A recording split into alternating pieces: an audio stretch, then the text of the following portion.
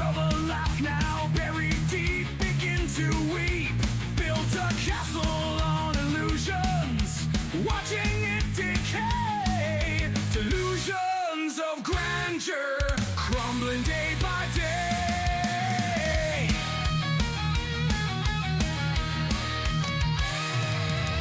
Raging in the mirror, fists against the glass. Can't face the shattered pieces of a tarnished past. Betrayal in the air, well, it thickens like a brew. Every friendly smile turning coldly into two. Specters of detractors celebrating in the night, falling from the pedestal in an endless flight. Everyone's abandoning the sinking ship so fast, losing grip on reality, can't outrun the past.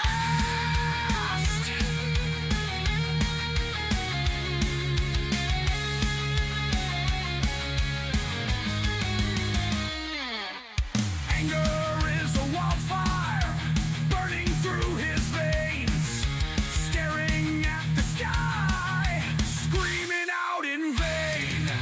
Crowd of traitors gathering, and they want the throne, while he's left clutching to fantasies alone.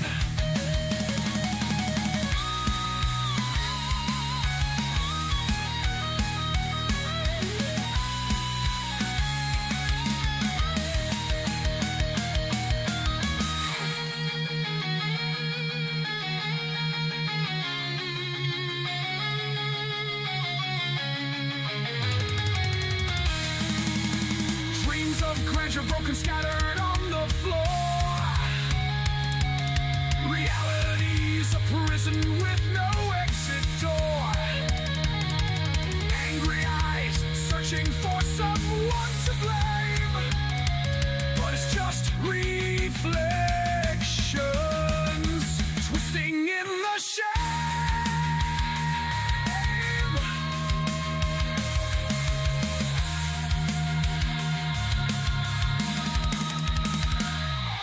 Specters of detractors celebrating in the night, falling from the pedestal in endless flight.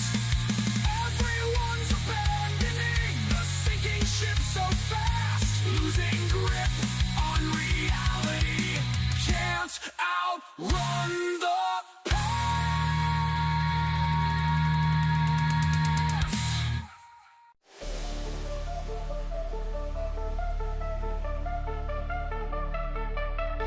In the heart of the cold, dark north, where secrets twist and shadows morph, the stalker's eyes, they're fixated still. On the screens he conquers at his will.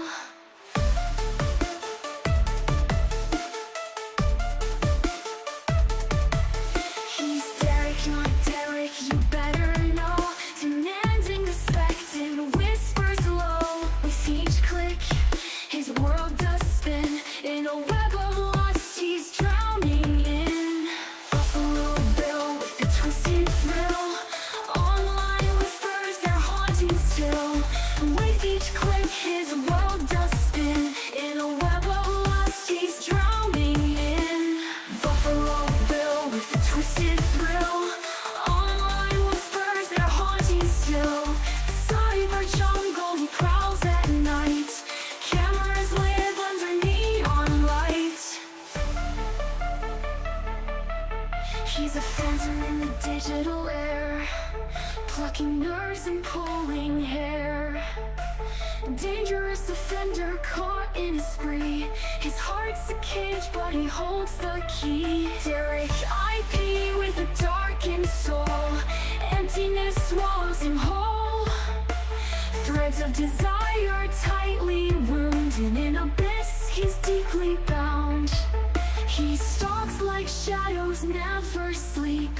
In the silence secrets keep.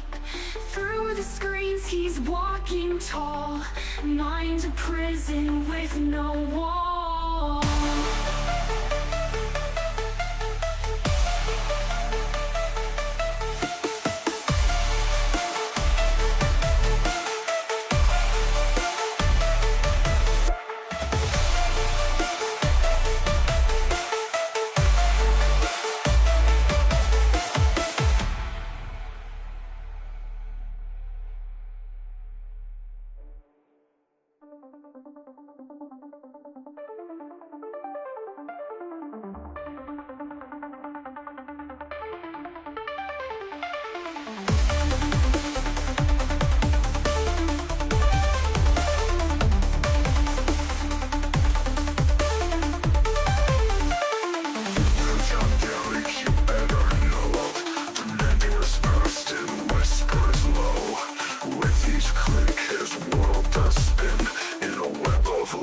He's drowning in the bell is a twisted thrill.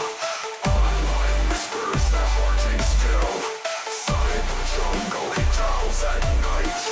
Killers live on the neon light.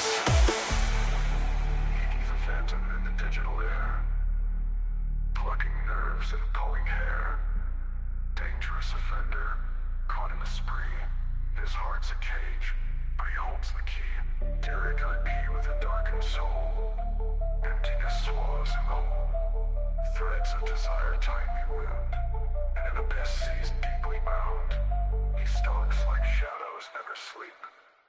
In the silence secrets keep. Through the screens he's walking tall. Mind a prison with no wall.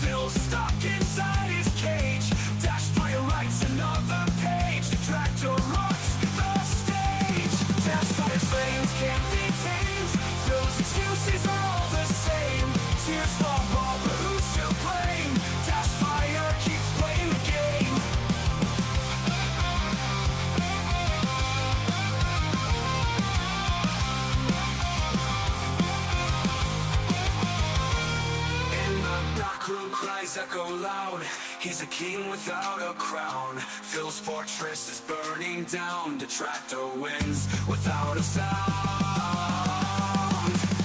Dash fires flames, can't be tamed. Phil's excuses are all the same. Tears fall, but who's to blame? Dash fire keeps playing the game. In the night, the battle's fought. Dark side Phil's plans will rot. Words cut deeper than a shot. Dash fire's too hot.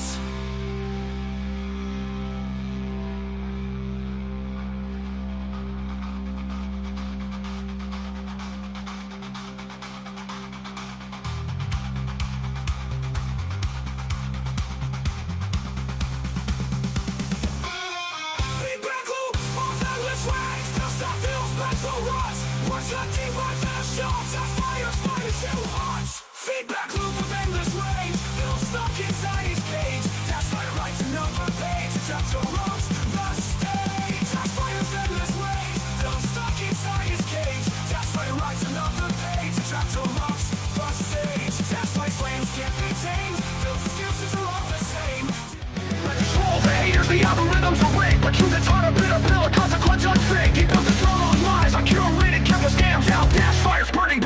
losing all the share. Crash out, king, your reign is done. The empire's crumbling down. Flash fires lit the match. The fire spreading through the town. No more pity parties, no more crocodile tears. The reckoning is here, filled by all these wasted years. Crash out, king, your pockets bleed. Your image in the dirt. You built your castle on sand, and now it's getting hurt.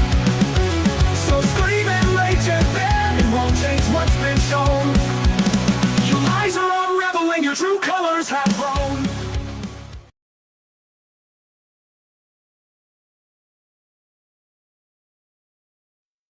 What is going on, guys? What is going on? We are back with another episode of the Robust Podcast.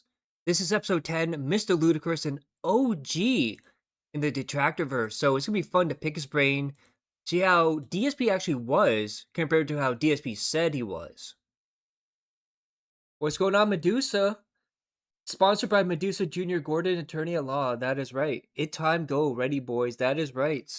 And I don't know if you guys saw it, but last night we had, or not last night, Thursday night, we had Detractor Night. And man, oh man, it was something. It was chaotic. It was fun. I actually called Sav a slur.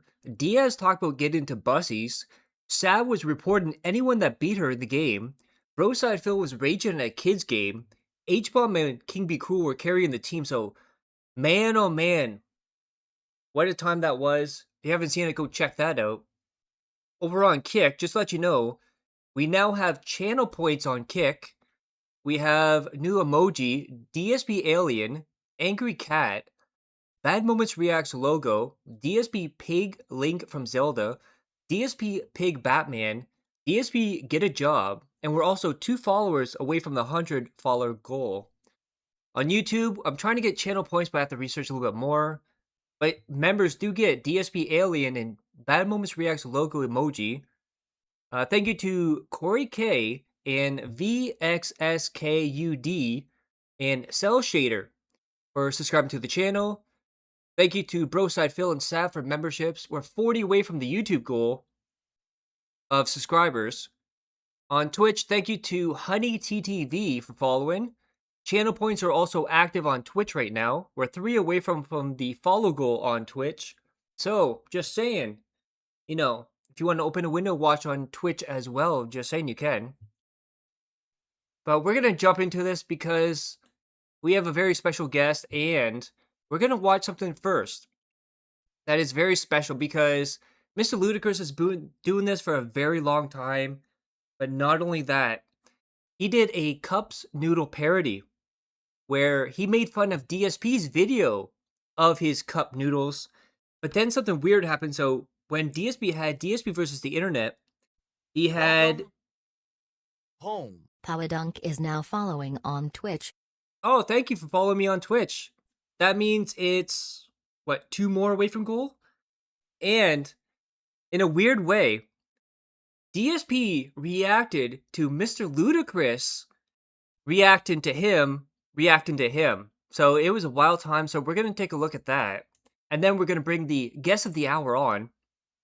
So we have this. So this is from Snort Burnell. Shout out to one of the goats for this clip here. Of cup noodles. So I did it, and basically it was entertaining because, you know, it's not a high-level show, it's not professional. So I had a spoon that I was trying to eat the noodles with because I felt I wanted to scoop the broth and taste the broth with the spoon. But I think I didn't grab a fork to actually, like, fork the noodles with. So their biggest... This is DSP retcon in history yet again. Criticism I got during it was that, basically, I kept using a spoon to try to eat noodles, and the noodles would, like, slip out of the spoon or whatever. Alright? But that was it, like, so... somehow it became legendary. Everyone making fun of me for eating cup noodles or something. I'm like, okay. I don't know what you're really making fun of me for. Alright? But this guy actually has a problem with me pointing at things in a video. Talk about Mrlewdacris here. That's his criticism. And Shaky Campbell, yeah, because I'm using my hand to film. I did have it on a tripod filming me for the third-person segments. Okay? And you notice he keeps going with his nose? That's because I have post-nasal drip. And when I eat, my post-nasal drip tends to kick in. For some reason, I don't know what it is. I don't know if it's like humidity or heat or cold. But when I start to eat, my post-nasal drip kicks in. Let me tell you guys something, all right? And I'm not trying to get sympathy or whatever. It's not Of course, Phil. But that's basically what he did the whole time. It was him going, I don't know why he's doing this. Not understanding parody, not understanding sarcasm. It was a great video from Mr. Ludacris. And Phil just goes over and over in a loop there. They're making fun of you for using a spoon to eat ramen. Yeah, that's right. But he'll never understand that because he's a jackass. And man, oh man, if one person knows about ranting about DSP, it's going to be my guest here. Let's try and get Mr. Ludacris on the line here. And then we'll get into this here.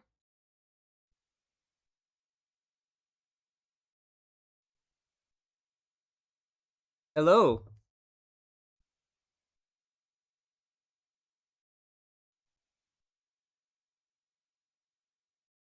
Hello? Oh, I think you're muted. Oh, there you go. Shit, I was muted. It's all good. I was like scrambling. I was like, what the fuck have I done wrong? Yeah. Uh-oh. How you doing today, Well, my there we friend? I'm very good. How are you? I'm very good. I learned recently you're starting to get into PC gaming, so you started using Steam and PC games, and it's been a game And changer Discord. for you. Yeah, absolutely. God, the sales are insane, aren't they? I'm a PlayStation guy mainly, but yeah, I think I'm nearly at 100 games already. I've only been had my PC for like a couple of months, so yeah, it's crazy. Yeah, because I think a year or two ago I was in the same boat. I went on there and I'm like, because I play on PlayStation 2, it was like $70, $80 for a game, and I'm like, let's just check out PC stuff, and they have like $5, $6, and so much more passion in the game, so much more art into it as well. I'm like, okay, yeah, this is great. Plus, like you said, all the sales all the time, so it's amazing. Yeah, definitely. And you've got like Fanatical and like all these other places that you can go. I managed to get for £21, I managed to get like Resident Evil 1, 2, 3, 4, I think 0 and Remake as well. I was like, that's insane. Like you'd never get something like that on the PlayStation. Yeah, and then you also get like the mods too, so you'll have like Spider-Man in Resident Evil or whatever. Yeah. Yeah, I've got a Michael Jackson in Resident Evil 2 mod that I'm just like dying to try, but I want to stream it when I do. So Oh, that is awesome. And I think that some of the reasons, well, there's many different reasons, but one of the reasons a lot of people dislike DSP is because gaming is our hobby. It's our passion. We love it. And we see a jackass like DSP come in and just shit all over the place and just treat it like it's a joke. It rubs people the wrong way. And especially when he goes, I'm better than you. I know what you're talking about. And how much has DSP spoiled you on games in a whole? how do you mean? Sorry, spoiled me. Like, Like, kind of like if you saw him play like one of your favorite games and he kind of ruined it for you. It's like, please don't play oh, this I got game. you. Yeah.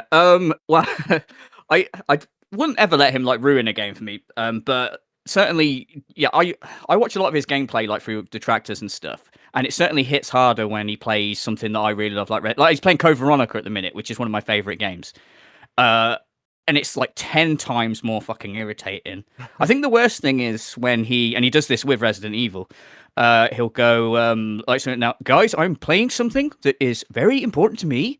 It is a classic survival horror, which I grew up playing, and I love them. And then all the way through, he's going, why am I backtracking? I hate this inventory management. It's like, you're literally describing what the game is. I genuinely believe he doesn't like anything, but he just says it because he thinks this is the fastest route to get me donations. Like, so. Or he's complaining about the camera angles in survival horror. Oh, yeah. Yeah, like I like it as well when he goes like something like, and I don't mind the puzzles, I hate the backtracking. But then when he gets to a puzzle, he's there going, "Oh, they fucked this up. This is fucking stupid." Like, oh, really? You don't mind the puzzles? Oh, and especially the color puzzle in Tormented Souls too. Oh, yeah. You don't want to get me started on that. Red plus one I- plus blue plus two. Yeah, because you made like Oh, all these rants and I love them. Like, you show so much passion in your rants too. yeah, I stopped doing it for a little while, and I came back. Like, I took 2 years off, and I think it's about between 2017, then I came back in 2019. And YouTube was a very different beast. So I know it sounds stupid, from 2016 when I left to 2019, and I came back and I picked up where I left off, and everyone was going like in the comments like, "Fucking hell, this guy's savage. He's got no filter." And I'm like, I was just doing what I did in 2016, but I didn't realize like how few people do that, like especially when talking about Phil. But yeah, I just can't. He makes me so angry. If I was to edit out every sort of time where I'm like passionately kind of insulting him or whatever, there'd be no video. So I'll keep doing it this way until either I get bored or YouTube take me down. Medusa, that is a British style accent. We have Attic Loaf. Big up Ludes. Any new videos in the works? I'm as you probably know, I'm rubbish with like uploading. Eventually, yeah. I just kind of if he does something like colossally like stupid, then I will rush and make time to make a video. But at the minute when it's just kind of this boring ongoing arc, like yeah, it's not enough to kind of he has to piss me off to kind of have to motivate me to make the video. When did you first discover DSP? First discovered him. So I've been on YouTube since 2009. And I did like first channel I ever did was like for PlayStation trophies. It was like guides. And then I moved into like the playthroughs that he supposedly invented in 2010. And I was doing like I guess you'd say market research to sort of see like who was doing this sort of thing. And back then, if you had like 30,000 subscribers, you were considered like a big YouTuber, and I think that's about how many he had. So I was sort of like looking to see what people did, and I don't know if you've ever heard of Vash12349. He's still around today. He was quite a big guy back then. So I used to watch a lot of his videos, and kind of like thought, this is how it's done. And then with DSP, I'd be like, well, there's this other big YouTuber, DSP, and I'd watch him, and obviously at that time he pointed his camera at the TV, and 9 times out of 10 he wouldn't even angle the camera correctly. And I'm like, well, this is a guy I don't want to fucking be. And the commentary is basically dicks, shitty dicks, ass. And I'm like, well, he's a fuckwit on the mic as well. And his mic is just him yelling at his camcorder. He hasn't actually got a mic. And I don't know if you, how long you've been on YouTube, but back then, like Skype was a big thing. So I was like in a lot of Skype groups with other kind of Let's Players who all hated DSP as well. And the kind of weird thing back then, you'd either have people that would have direct capture or you'd have 12-year-olds that would point their camera at their TV and they had like the squeaky little voices. And we used to call them squeakers. And for DSP, we were like, this is like an adult fucking squeaker. He's just like pointing the camera at TV and somehow like he's got a following. Like, yeah. So that was when I first discovered him. It was by just like looking at who the main people were. And he uploads so fucking much. And back then, it was just anything you could think of, you could type in. He'd have some stupid video on it. So, yeah. Yeah, I think he's close to Nana, like 80,000 videos right now. Jeez, Yeah. that's insane, isn't it? And all of them are shit. Well, some of them are like 1 or 2 minutes too. And Yeah. then some of them Yeah, are like yeah. the load-in screen and him just saying shit, dick. Yeah. Yeah, but it was rough back in 2010 to do the Let's Plays because we had like a 10-minute cutoff. So I've got videos where it's like 10 minutes, 10 minutes, 10 minutes. But if I had a video where, I don't know, it was 3 minutes, I wouldn't upload it. I would wait until like I had more footage to put it. You'd maximize the 10-minute. But he didn't give a fuck. He would upload a minute video, like you say, and he just wouldn't care.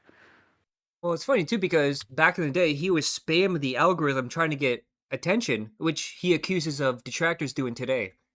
Yeah. Oh, did you? I've mentioned this before. I don't know if you've heard me say this before. He, the whole Soper and Pippa thing. He made a video on that back in the day, and then he like said to his fans, he was like, anyone who does these sorts of videos, make sure you send them. Back then, you could like DM people on YouTube, and you could send them videos. He'd like send them to everyone, send them here, there, wherever. And I got spam. I only had about the time about 2,000 subscribers, but I got spammed to fuck with that message to the point where I had to go on my channel and put a post saying, please stop sending me this fucking DSP video. It's fucking irritating.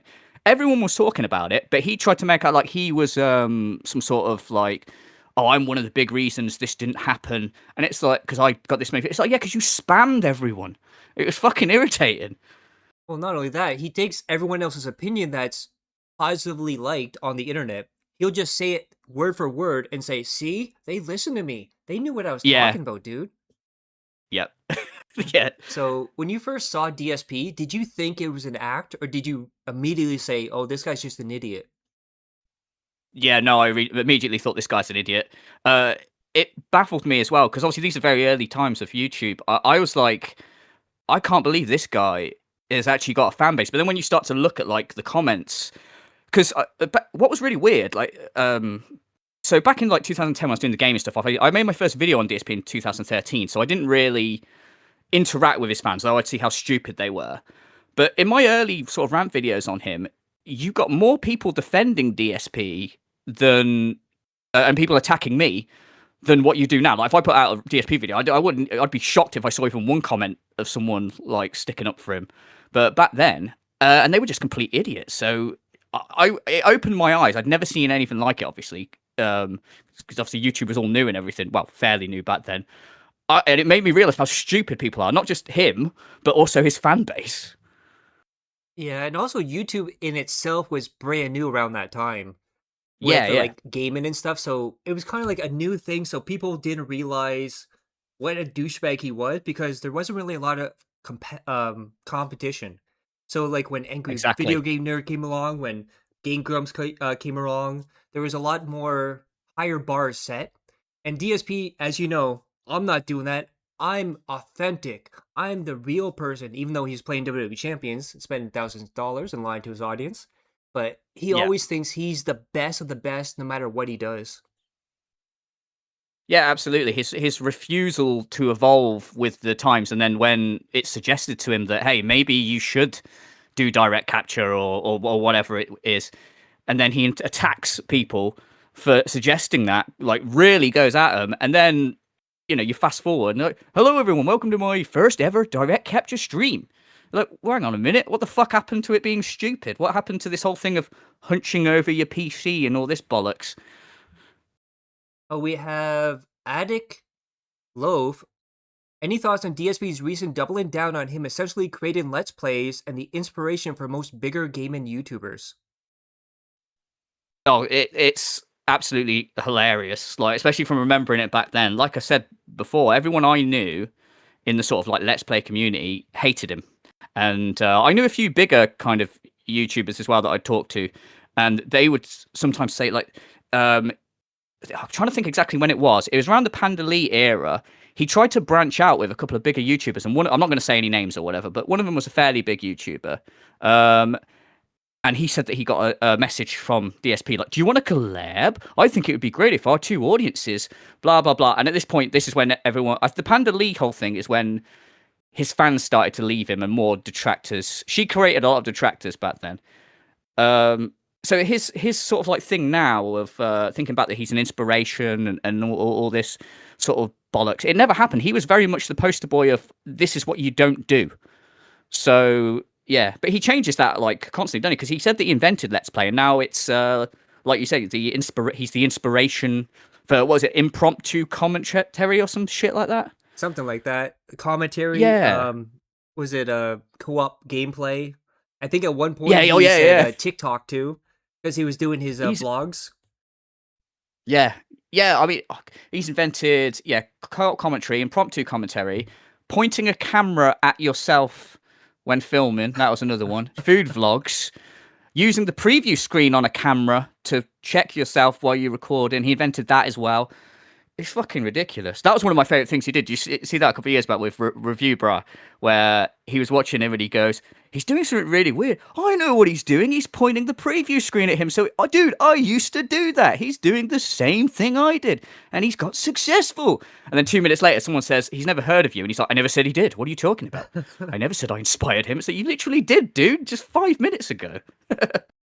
Yeah, he's got that gym brain, so he will. It's almost like a 80-year-old like dementia person.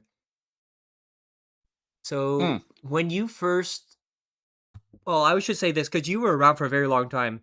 When the detractors of DSP first started forming, what was your impression when everything started turning, where more people were vocal about calling DSP out for being a jackass and being a dumbass and bad at games and all that? It was great because back then, not so much now. I had this like weird sort of thing where I guess you could say I hyper-fixated. So say he would do something stupid and no one will call him out on it. Even if I didn't feel like making a video, I'd be like, someone needs to say something because there wasn't really anyone about. So I ended up putting out a lot of videos where I really couldn't be asked. So then when, like you say, more people started coming along, it was so much better because I kind of thought like, finally, this guy is getting the attention that he fucking deserves. That's why it was always nice when like every now and then like a big YouTuber would cover him. I don't know if you remember a guy called the Archfiend from back in the Sounds day. familiar, yeah.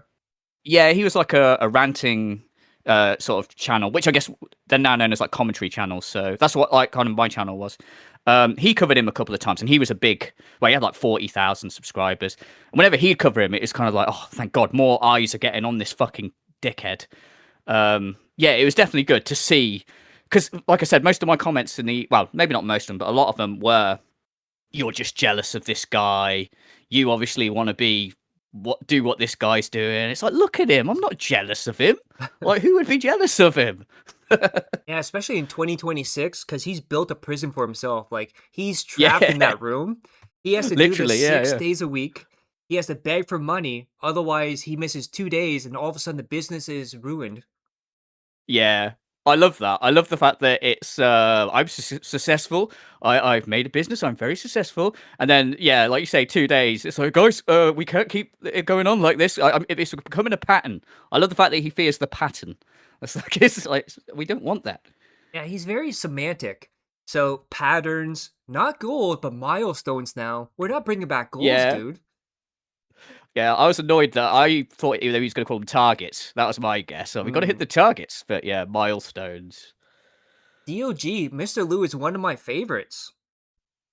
Oh, thanks, man. So, what are your thoughts back in the day of DSP doing racist and sexualized content?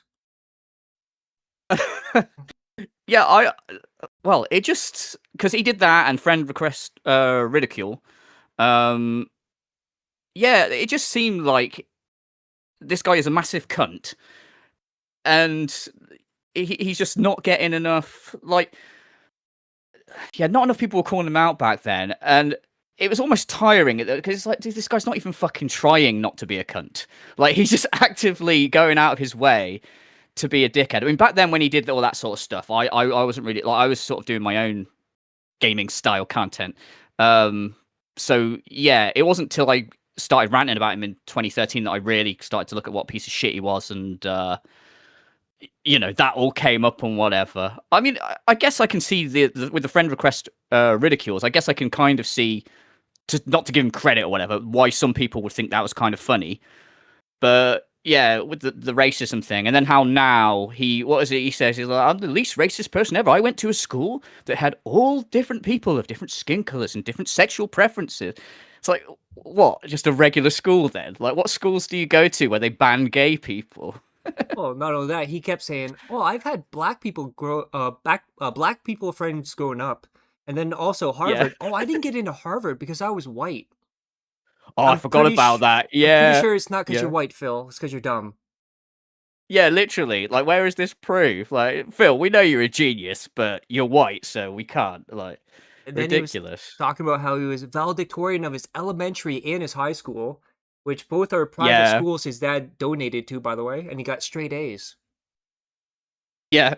I've said before, I think that what happened was we're missing the news. I reckon there was a big fire, and there was only, like, he was the only survivor.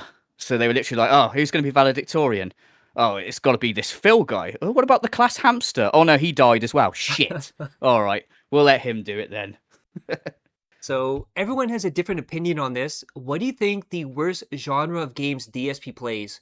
Where the game was Oh, that's the game where you're like, I can't watch this. This is horrible. This is actually lower than low. This is bottom of the barrel. I can't watch this.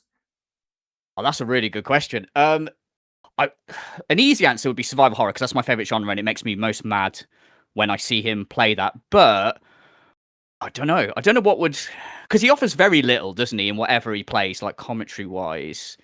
Yeah,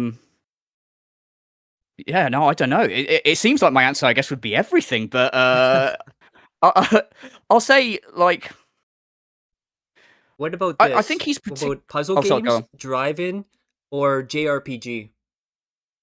Oh yeah, JRPGs definitely. But I was going to say platformers, and the reason I think Oh, that yeah. is because I do think platformers are hard to do commentary for anyway, because obviously, you know, there's so little going on with what you can talk about. But then most people who are streaming or whatever would sort of talk about stuff that isn't related to the game or just see what the chat's talking about. But he obviously has that rule where you've got to talk about the game or you've got to talk about how awesome he is.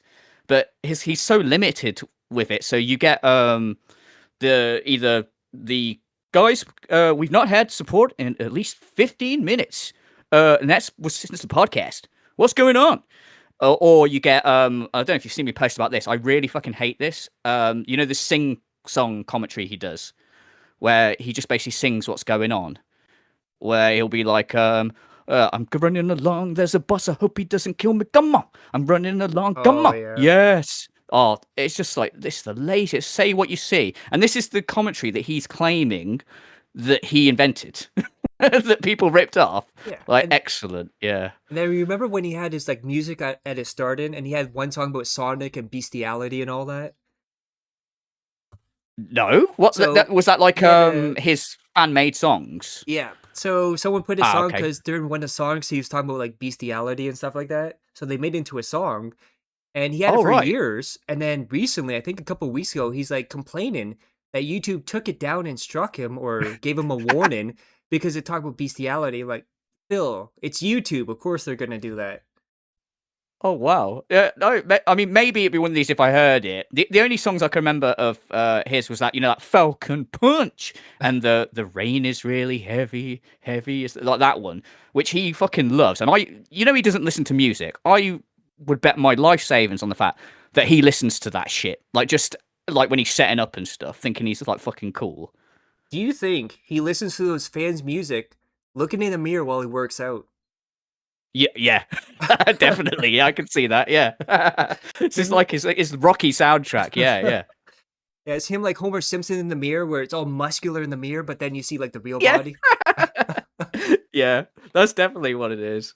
The whole workout thing is fucking hilarious as well. Like, did you see like he's done it more than once where he flexes, and then if he's not at the right angle, he'll go, "Yeah, this is what I'm telling you guys about. If you're further away, the thing looks smaller, but when you're closer, it's like, yes, I know how perspective works, you bellend.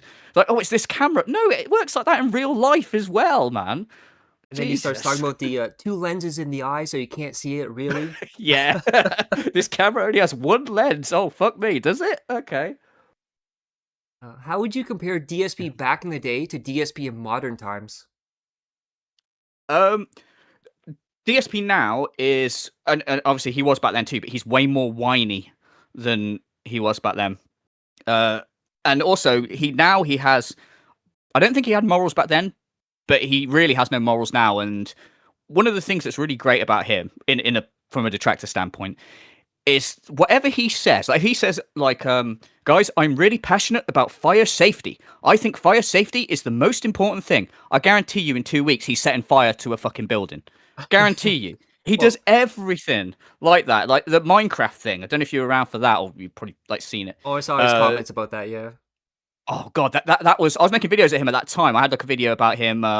He went mad on Twitter about every there was Happy Wheels, basically all these games that he calls them like meme games or something like that. He fucking went at Minecraft so bad, and then to do that, and then, you know, about a year later, be like, "Hello guys, welcome to my first ever Minecraft stream." Like, you twat, like you were that passionate about it, and now it's like nothing. So how can anyone take your opinion seriously if you change them? Imagine if tomorrow I uploaded a video talking about how great DSP was. Everyone would be like, "Where the fuck is this coming from?" Like, that's what it's like. Medusa, sorry, kick, my sub was Phil and I bought ban. Nope, not sub to that kick. I don't sub to that folk. Okay. How many box of cards do you think DSP really opened behind the scenes? Oh god, I don't even know, man. I reckon it's in the double digits. He's definitely stocked up. He's got backups and backups and backups for sure.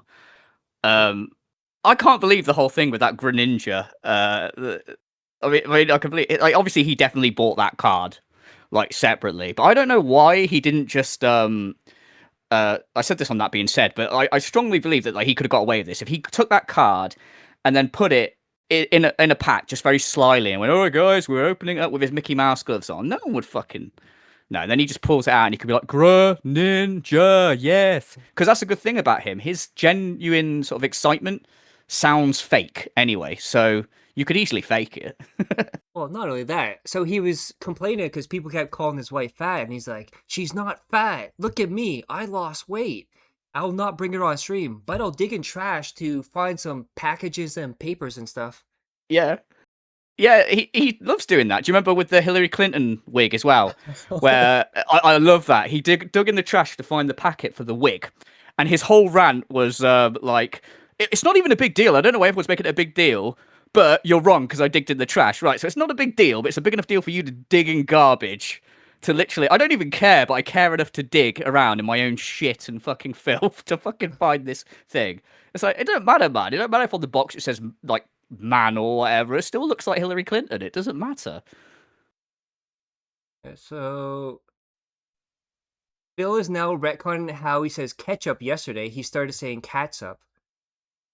I didn't see that. I didn't see that. No, I've not seen that. Uh, That's weird. Like, he's never given a shit about how he says words wrong before. I mean, he says delusion's the grandeur, for fuck's sake. Like, And Galf. weird.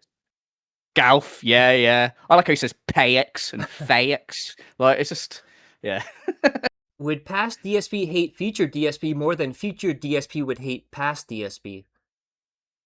Yeah, I think past DSP you would definitely hate, future DSP more.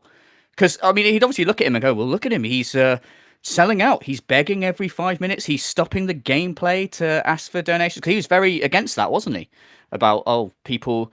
I can't remember the exact wording of it, but he was like, oh, every 5 minutes these streamers go, all right, we've got to stop the gameplay. Thanks for Shummalum Long that donated $5. I wouldn't do that. I have too much respect for you guys. And it's like, well, now look at him.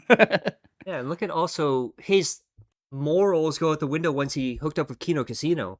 Because before that, he's like, I'm a Catholic. I have morals and values. I would never step over anyone. A couple months later, he's doing his RTU documentary stuff. He's making thousands of dollars. He's going after COG. He's going after Ethan Ralph. He's going after all these people.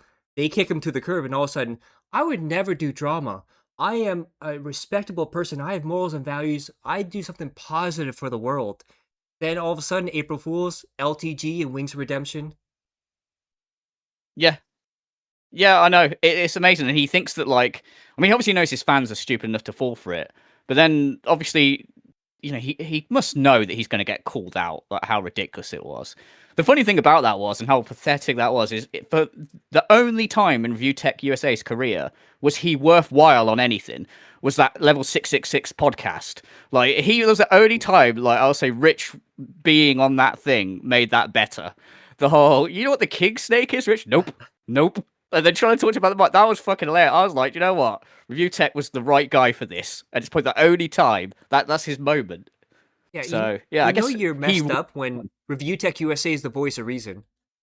Yeah, exactly that. I think I said that at the time. Like, I think I was watching it on some stream or something. It might have been Raw Phil or whatever. And I was like, this is so bad that Rich is actually looking like the sane one here. But he's done that with Low Tier God. Low Tier God's a piece of shit. But in their little back and forth, Low Tier God actually comes out looking like the sane guy. So yeah, it's just amazing. And the whole thing is too, he says, oh, I'm good at drama, I'm good at this. Bill, you are so bad. When he's talking about LTG, he's talking about, oh, look at the rug on his floor. Oh, look, he has nothing on his wall. They're all white. Bill, there's so many other things to make fun of LTG for than his rug and his wall. I know, it's literally like his go-to. You even before he starts talking, you know what's going to be like, oh, look at his setup. His setup's terrible. As you guys know, I have spent lots of money improving my setup. Like, what is this? No one gives a shit. He can't, like, roast someone without bigging himself up at the same time. And it just comes across as really shite. Like you say, like, Low Tier God isn't exactly, like, a difficult person to rip into, is he? Like, and then, he comes away, like, going, of course, I've shown that I can be good at drama when I want to be. So, no, you can't. You're fucking awful at it. We have Tevin Bernstein in the chat. Spoons out for ramen. That is right. And speaking of Tevin, before we had duty, Tevin was DSP's main target. How obsessed was he with Tevin? Yeah, Tevin was another one of it's really great when Tevin came along. He was like one of the ones, like, you know, he's saying like how when the detractors started to sort of take off and whatever, and it was Tevin that kind of, because he was constantly making content and stuff, and that definitely allowed me. I was like, oh cool, I don't have to do as much now.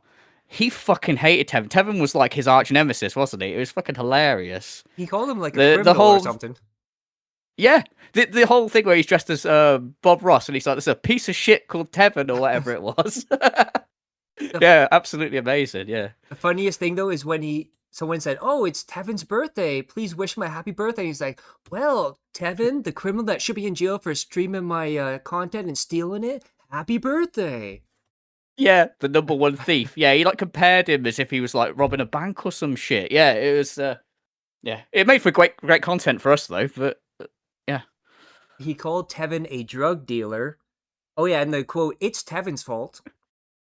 yeah, yeah. He's definitely. I was going to say the Joker to DSP's Batman, but obviously DSP's not Batman. But you know what I mean. He's definitely DSP's like arch nemesis for sure. Now, DSP says his detractors today are worse than the Sons of Kojima. Do you think his detractors today are worse? I don't know. I think that he thinks they're worse from his perspective because there's so many of them now. Like, it is crazy how many detractors there are.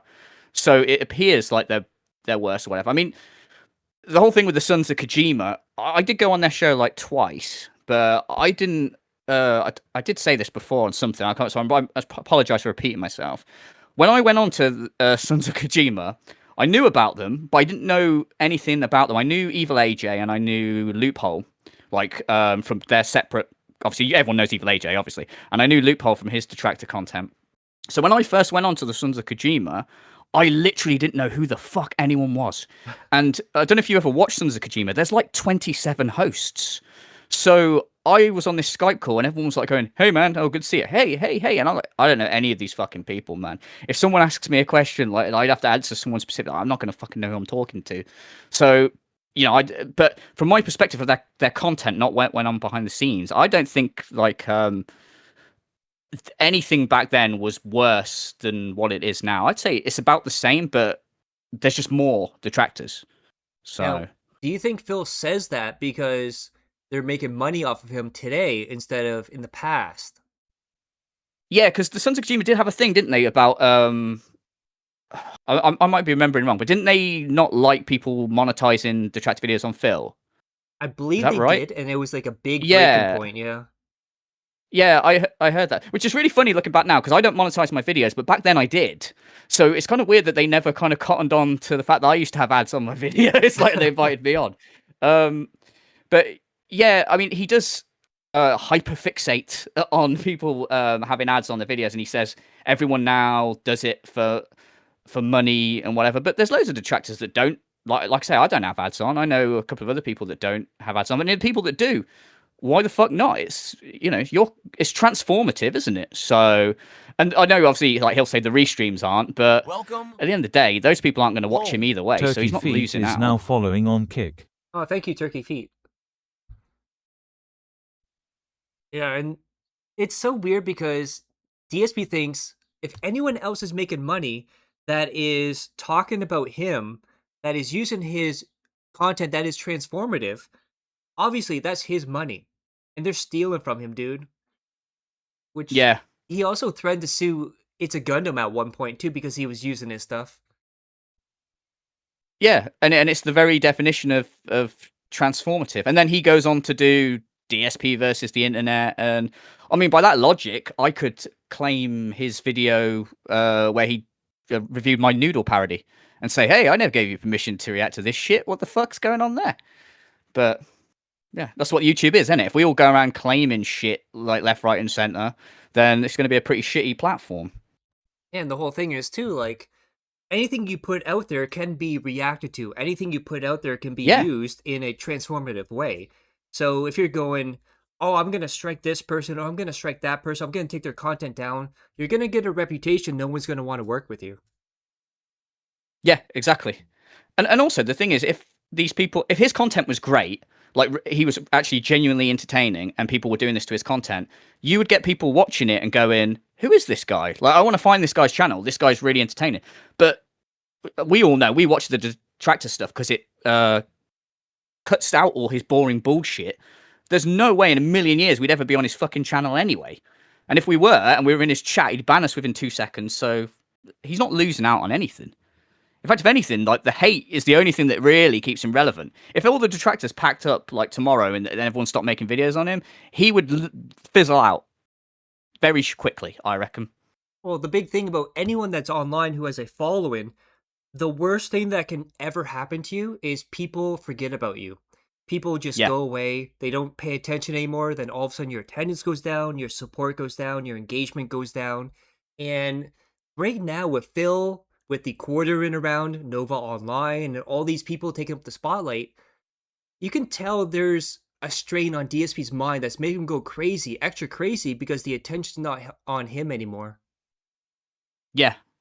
Yeah, definitely. Like, I think that's a big part of why he's aging so rapidly as well, because he is seeing a decline in viewership and all this sort of stuff. And it's just, as it has been for a long time, he's really relying on these whales to keep him afloat. And obviously, they have a history of, it seems to be the thing now of they get like milk so much and then they leave him, drop DMs or like, or whatever else. And you got to wonder how long is it, like, if we didn't have the detractors, how long would he last with that? Because they would have fizzle out. Exactly. A lot of them do it, these whales, because they think it pisses off detractors. Because that's what Phil tells them. So they think that they're cool, but obviously, none of us actually give a shit. It's just funny. Well, the other thing too, so he'll see these people supporting and giving money to felt the detractors, but at the same time, he'll make himself believe, oh, they like me. They really like me and the content, and that's why they're supported. And he's hypnotized himself into believing he's bigger than he actually is. Yeah, absolutely. I 100% agree with that. I think that's the case with a lot of like people that lie a lot, is they end up tricking themselves. And in his head, he thinks all the stuff that he says, he 100% hand on heart believes he's the inventor of Let's Play, he's an innovator and all this sort of stuff. And like he's some sort of veteran that needs to be respected. And in reality, he's basically just a 44-year-old talentless wanker that has been doing this for far too long, and he's been supported by a couple of retards. And we have CTU Agent. Will DSP dive live on stream? Yeah, probably. If you think about the I think odds, he's 6 days a week, twice a day, there's most likely Yeah. there is a chance. And he's never retiring. he'd be there having a heart attack going, guys, can we please not have $5 be the last tip before I die? Let's get it for the death. Yes. Imagine Be his something last, like that. He'll definitely. imagine his last words is like, support the goddamn stream. Yeah. He keels over as he's trying to open a Pokemon pack. He's like, stupid Metapod. We need one more pack opening. It is, like you say, it's highly likely. 6 days a week, full time. And I'd love to see him. Oh, that's actually, I won't finish that sentence. He'll pull in Elvis and croak on the pooper. That is possible too. Yeah, playing mobile like, games. WWE champions. Yep, for sure. Yeah, so what That was great as well. Oh yeah, go ahead. I was just going to say about the WWE champions thing. You think about how many times he denied that over the years and how aggressively he denied that to then come out and say, yeah, I did. And then now it's basically just a throwaway thing. Yeah, I fessed up. And the detractors haven't got anything on me. He was quite proud that he never apologized for doing that. And he seems to think that our beef is just that he played the game and didn't tell anyone. It's like, no, you were telling people you needed it for dying parents and all this sort of shit to save your house. And then you're spending it on mobile games. He never brings that up, ever. And the whole thing is, even when he was reacting to June the King documentary, and June in the documentary pointed out in DMs that he lied about the money going, I think they're in Save the House, to bills. And he said, yeah, I guess you got me. It's not, oh, I'm sorry I did this. I was wrong. I will, go forward. I will be a better person. I'll learn from this. No, it's just like, oh, well, you got me. I did it. Get over it. Yeah. Yeah, I mean, this is a man who said it doesn't matter if it's a lie; it's an answer. Like, Yeah. what kind of person is that? Yeah, it's so weird when he goes on rants about his content is doing something positive as a whole for humanity, and he's not like the other content creators who lie to you. But then you look at all this evidence to the side where he lied daily about stuff. Yeah, yeah, I don't get how because I'm just being honest. It's like one of his ticks, isn't it?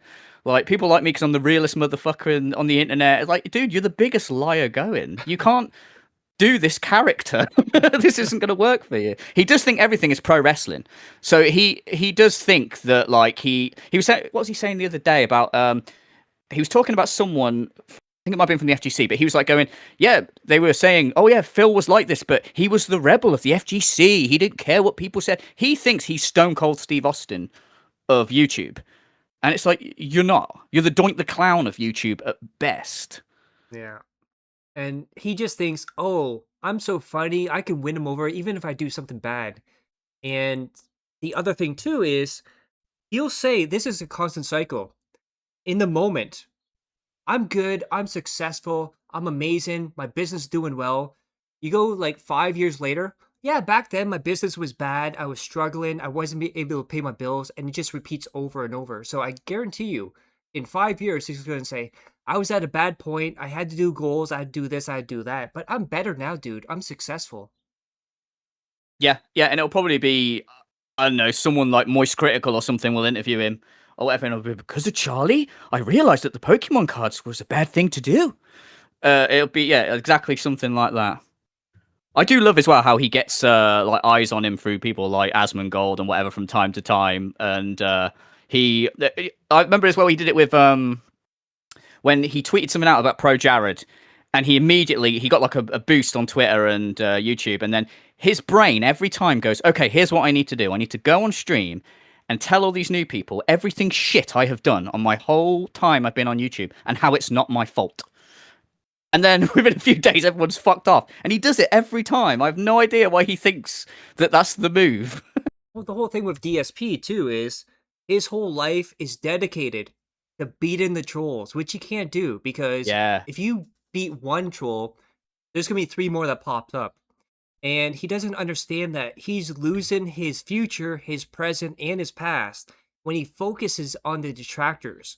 He's stuck in that room 24/7. He's door dashing. He's not going out. He's not even going out for groceries now because he's got the new freezer. And he's just living moment to moment to beat the detractors. And it's so sad. Yeah, it's always they don't affect me, but then it's always he's constantly talking about it. I mean, even when he got the Asmongold interview or whatever you want to call it, he talked about detractors the whole time. I mean, if you're a positive guy, would you not be on there saying, hey, Asmund and all your viewers, if you like classic RPGs and people that go, duh, you should come over to DSP Gaming. But no, it's just, oh yeah, my trolls are shitbags for fucking however long it lasted. We have Addict Loaf. It's because he views his viewers' money as his. He's entitled to it so he can use it however he wants, regardless of what he's promised or not. Yeah, it's owed money, isn't it? He thinks that he's turned up, he's playing a game, he's talking, he's already like it's like he's come and he's fixed your bathroom, he's a plumber or something, and then like he's already done that. You need to pay him now. But it's like it doesn't work like that. You're operating on a platform where people can choose to give you fuck all.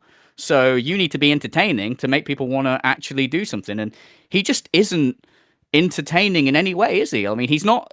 There's no game that he likes that he's so knowledgeable, so you can watch him and go, oh, I love watching DSP play this game. I learn stuff. He's not funny.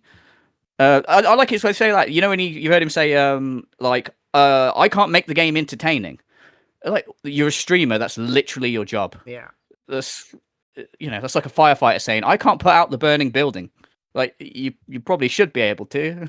Well, there's many different reasons why his fans are called dents. It's because you have to be so dented in the head to actually enjoy his content. Yeah, definitely. And also to be treated in that way, like for so long. Like I said earlier about him talking about perspective. I can't imagine him sitting on a stream and have someone lecture me about perspective and not go, this guy thinks I'm a fucking idiot. I'm not sticking around for this. Or the phrases he uses, like, instead of saying, I'm going to go in blind for this or a blind playthrough, he's going to say, I'm going to go in cold turkey. Oh, God, yeah, don't get me started on that. The cold turkey thing, yeah. look, the rainy day fund thing got me as well. How he thought it was money that people saved up so they could do stuff on a radio. It doesn't make sense. And then when he was called out on it, he was like, "Yeah, well, that's what we were taught at school. What class covers sayings? What is that? I don't even know where you'd learn that. I never had a class where I learned sayings." Well, think about this too, is he's a business major with a finance degree. So Yeah, if he was taught that in school, I suggest no one ever go to that school. yeah, definitely. Yeah, I reckon it's a school for chimps or something. But yeah, it's insane that not only does he supposedly have a business degree, but in finance, and he's fucking shit at it. Like, unreal. H-Bomb, I big ups Dash and Mr. Ludacris. We Big have ups. Turkey Feet on Kick. He's also a bad liar because he has no real social interaction. He's a hermit. He forgot how to talk and act real people. Yeah, that's for someone who lies as much as he does. You think he'd be good at it, but I think because his audience are so stupid, he can tell them anything and they'll believe it. That he doesn't even have to try. Like the one the other week about the Greninja. It's like, dude, you're clearly lying with all this shit. It's the most obvious fucking lie. And he just expects people to swallow it. Same with the WWE Champions things for years, overwhelming evidence. Yet he denies. And what's this Demon Souls thing, like that happened? He blatantly fucking did that glitch. But Well, if you can't, without a shadow of a doubt, like even if you can say, look, it's scientifically impossible. He's like, yeah, but have you actually seen me do it? Then shut the fuck up. But also, it's stuff that doesn't even matter. Like, if you Yeah. cheated in Demon Souls like 11, 12, whatever years it was ago, who cares? Like, he can just say, it doesn't Exactly. matter and just move on. Same thing with, It Comes in Denim with the Banana Song, how he fixated on that. Who cares what that the was word was? mental. Yeah.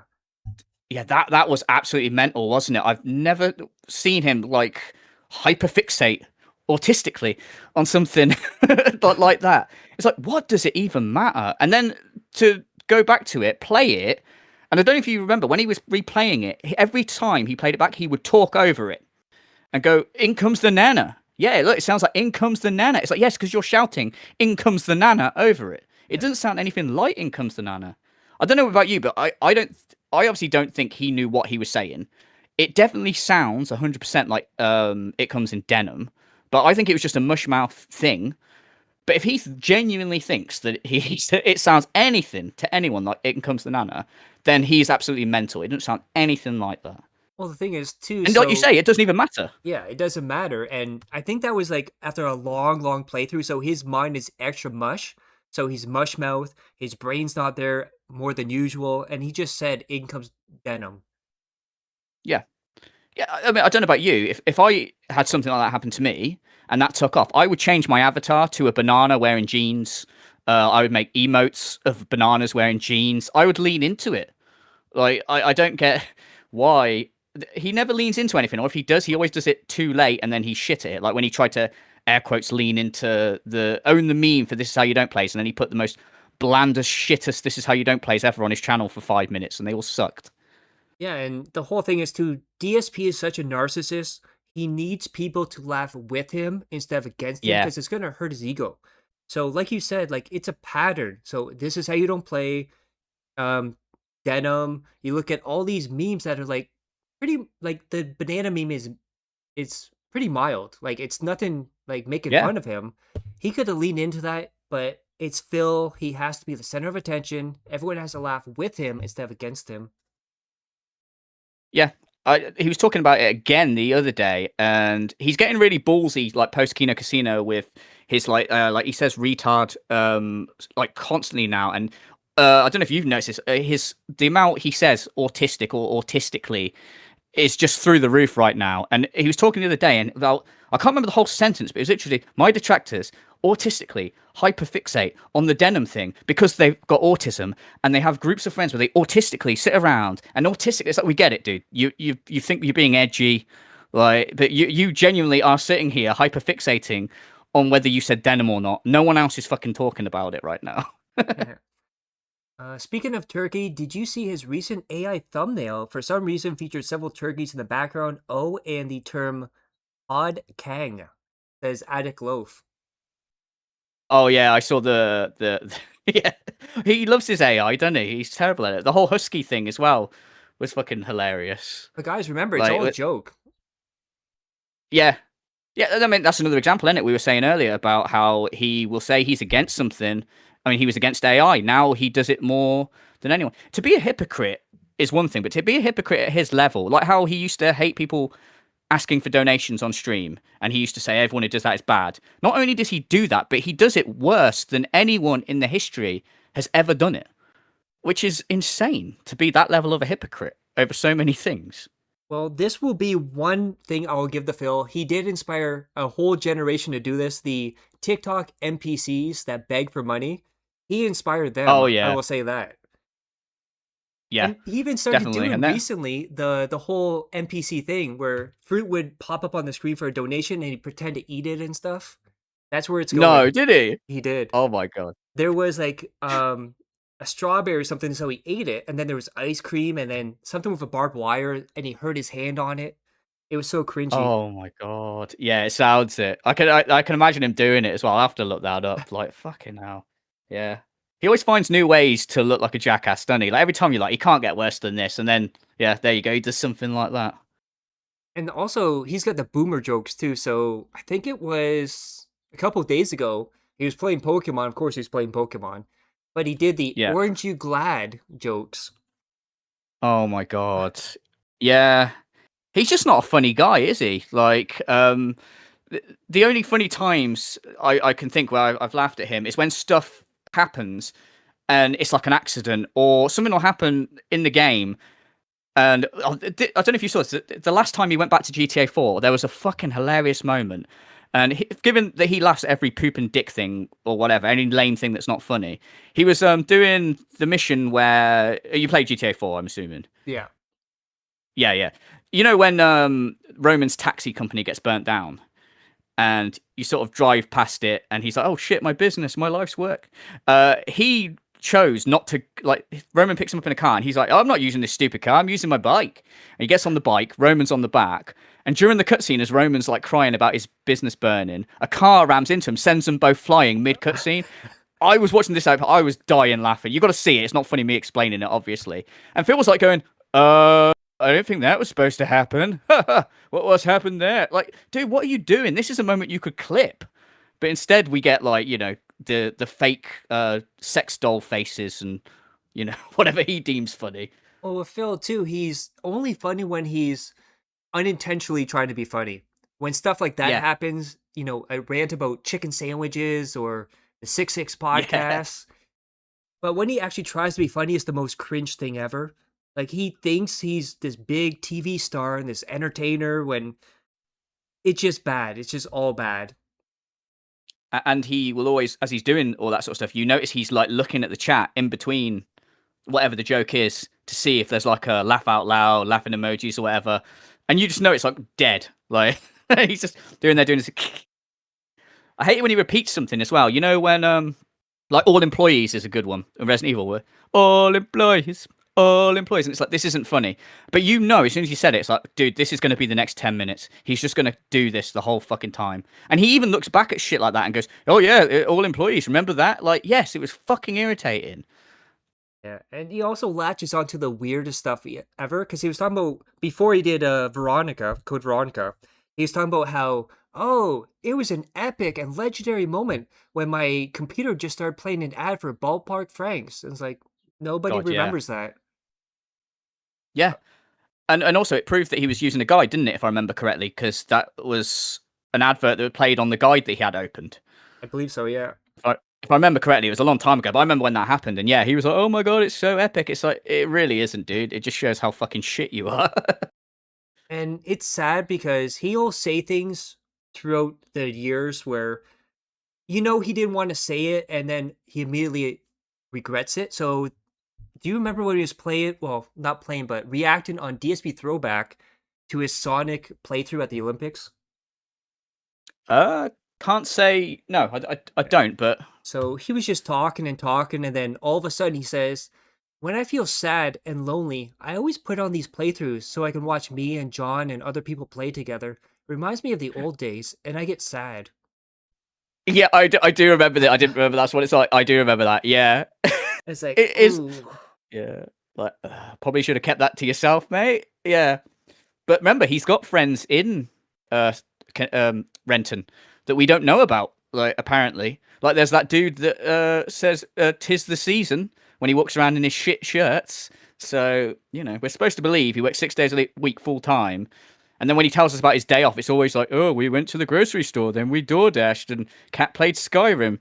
Like, oh, but apparently also he has friends. Like, yeah, of course you do. Yeah. And he also has no time for games, but he'll watch Cat play games. Yeah.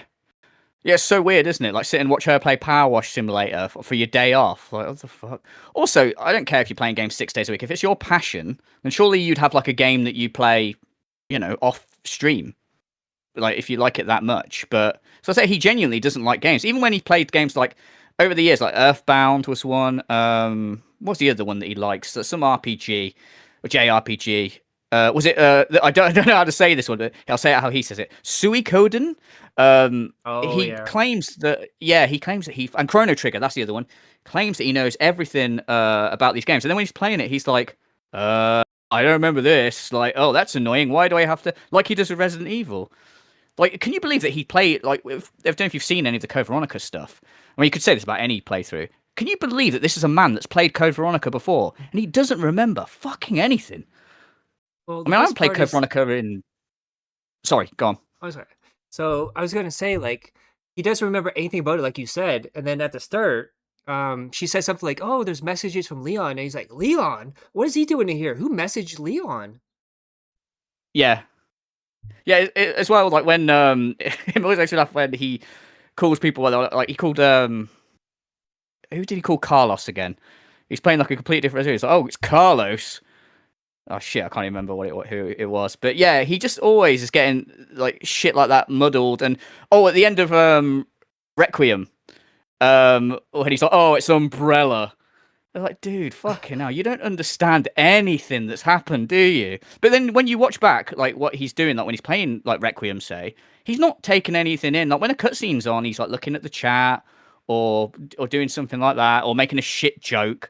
Like genuinely, he does not give a fuck. He's not passionate about any game ever. Well, even when he's playing Call of Duty, he'll spawn and be staring at the chat, and he'll move his character automatically, and then he'll be like a bush or something. He's like, "What the hell? They spawned me in a bush, dude."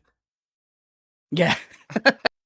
I saw one the other day. I'm not sure what game he's playing. It was an early access game, because I remember he said something like, why would they put this out in early access when it's got bugs or something like that? It's like, dude, you're a fucking idiot. That sentence is so dumb.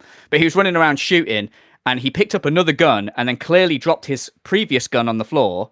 And then 2 seconds later, he's like, what? Where'd I get this gun from? I didn't have this. Oh, what the fuck? The game gave me another gun? Like, pay attention, dude. What the fuck? Oh, people are saying it's a Killer Bean. Killer Bean. Yeah. Yeah, that's the one. Yeah. I knew it was Bean something, but I didn't want to sort of like attempt guess the name where they get it completely wrong. But yeah. He also did it for Enzoi, I believe it's called. The Sims-like game where he died in the game. Oh, yeah. Couldn't control it himself even in video game form. But he was complaining, he's like, why would they put this out? This is an unfinished mess. Phil, it's early access. Yeah.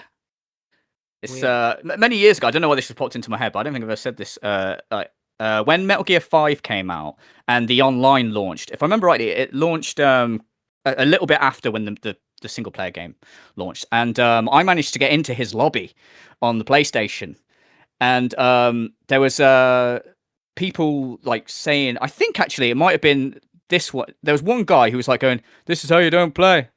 This is how you don't play. DSP has an unhealthy lifestyle."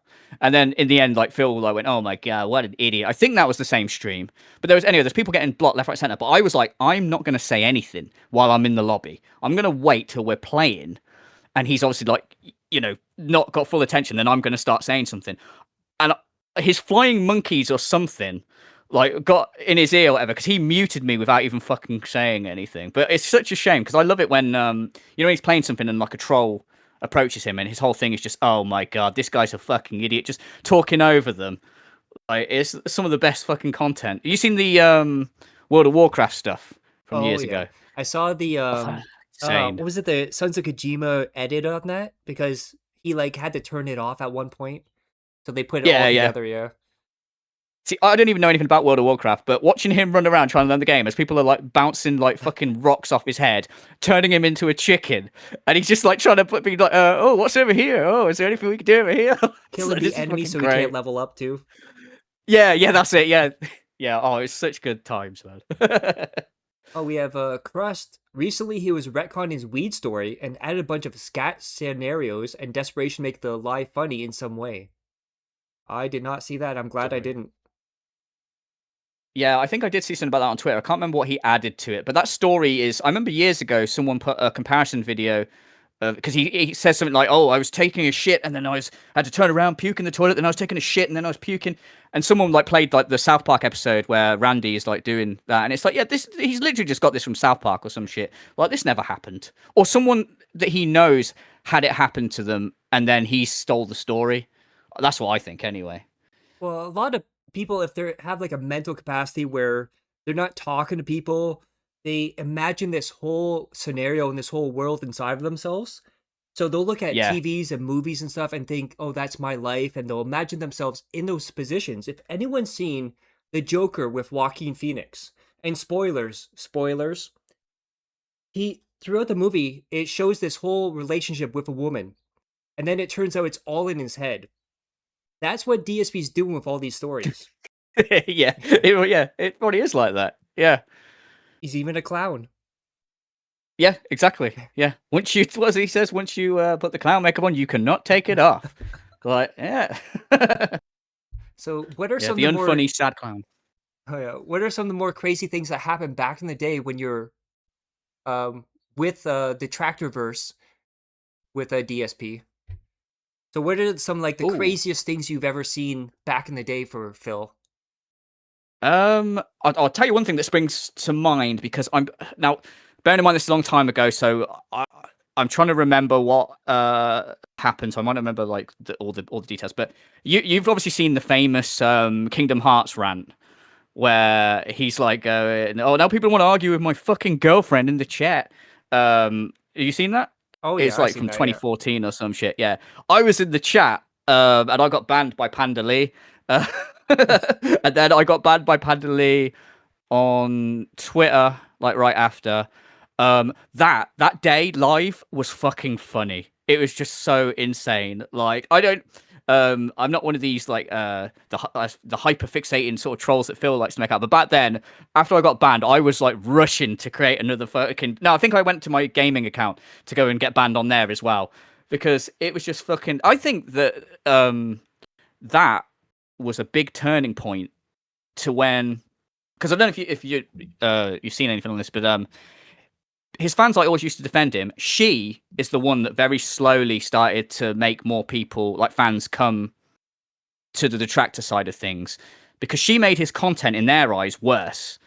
And obviously she didn't gel very well with John or anyone like that. Have you seen there's like a Resident Evil stream they did. I think it's it's like 4-player. Oh. It's Operation Raccoon City. Yeah, that's the one. It's one of the yeah. few Resident Evils I'm not familiar with. Yeah, he does it with John, Panda Lee, and then there's someone else. And it's worth, I think, an old school detractor called Magnu9991. He uploaded a video. It's like, this is how you don't co-op. She fucking just ruins any attempt to get a joke going or whatever. And so the Kingdom Hearts stream, for me, I was like, this is a very big turning point. And I did see an increase in like subscribers after that and that period. And I did see people that had previously been in my comment section saying, you're just jealous of DSP, actually going, fuck, you're right, he is a fucking idiot. Well, especially during that time, there was one particular person that was wailing out for Phil that left once Panda Lee did stuff like that. Eventually went back after Cat was there. Is Timbo Slice. Yeah, So yeah. He would go on Old school Twitter. Den. Yeah, he would go on Twitter and say how he hates Panda Lee, he hates Phil, begging for money, but then eventually went back to him, giving him money after she left. Yeah. Yeah, obviously now, it's funny looking back, she was very young, wasn't she, obviously, when they got together, and I think... Very young. Yeah, very, very young. So obviously all the stuff she's doing, you can look back now and go, you know what, she was young, so everyone's kind of a bit of a dick or a goofball or whatever you want to say, like when you're younger, and for her to be put in front of his audience at the time where, it's more active than what it is now. Obviously, she's going to say some stupid shit. But what's his excuse? Because he was significantly older. And, yeah. But, I mean, she, I think, did definitely kick start like a lot of the detractor things, definitely increased the numbers. So, in a way, it was great that she was a thing. And the ironic thing is, too, because DSP got with her when she was very young, in that time frame, you're still trying to find yourself, so you're molding yourself around the people around you. And because Yeah. she was cut off from her family, isolated with just Phil, so that toxicity from him molded her, which then went on to his audience, which caused that crack too. Yep. And the funny thing with her, which obviously he has no danger of this happening with Kat, is obviously when she went out and got a job, and obviously she then, as she grew up, developed her personality more, she gained friends, and then she got a perspective of like, fucking hell, my life is not what I want at all. I'm basically sitting around a house where some rapidly aging fucking loser is playing games all day and then expecting me to make dinner. Like, I could probably do better than this. So yeah, but obviously, yeah, he's got no danger of that happening with Kat. I mean, I think he definitely fattened her up. Well, she can't leave it. She can't fit through the door. Exactly, yeah. And she can't come in his secret little office fortress with the corner desk that's in the middle of the room for some fucking reason. Now, let me get your opinion on the smartest person in that house. Now, what do you think about the time DSP charged people to see a cat? He didn't say it was a cat, though. He said it was a positive update in his life. And then I think, what was it? Planet Jeff did $1,000, and then he held that until someone else gave him $1,000. What was your thought on this whole thing about charging to see Jasper? Yeah, I did a video on this, so I'm quite knowledgeable of this. This, at the time, I was fucking, like, livid about it. I think it's one of my angriest rant videos on it. Yeah, the audacity of, like, saying that, like, no one has guessed correctly. When everyone's going, it's a cat, it's a cat, it's a cat. But if you wanted to guess correctly, you had to say, it's a cat that you had months ago, but haven't told us about yet. So it's an older cat. Like, no one's going to guess that. And he's like, oh, people were saying that a cat was in here the other day. And no, I was taking some dead skin off my foot. It's like, shut the fuck up. Yeah, like you say, he obviously knew, because that Planet Jeff was a massive fucking whale, and obviously talked to Phil behind the scenes to get that started. And then he tried to play it off afterwards, didn't he? He's like, no, it's not that I'm just going to say a bit of news. It's a big positive reveal. And then, yeah, that moment, I love that moment where he's like, here it is, ladies and gentlemen, Jasper the cat. And it's just like, oh my God, I can't believe it. And then in real time, the chat turn on him. And he's like, already we got negative assholes in the chat. He must have known. Well, probably not. That he's being a massive cunt with that.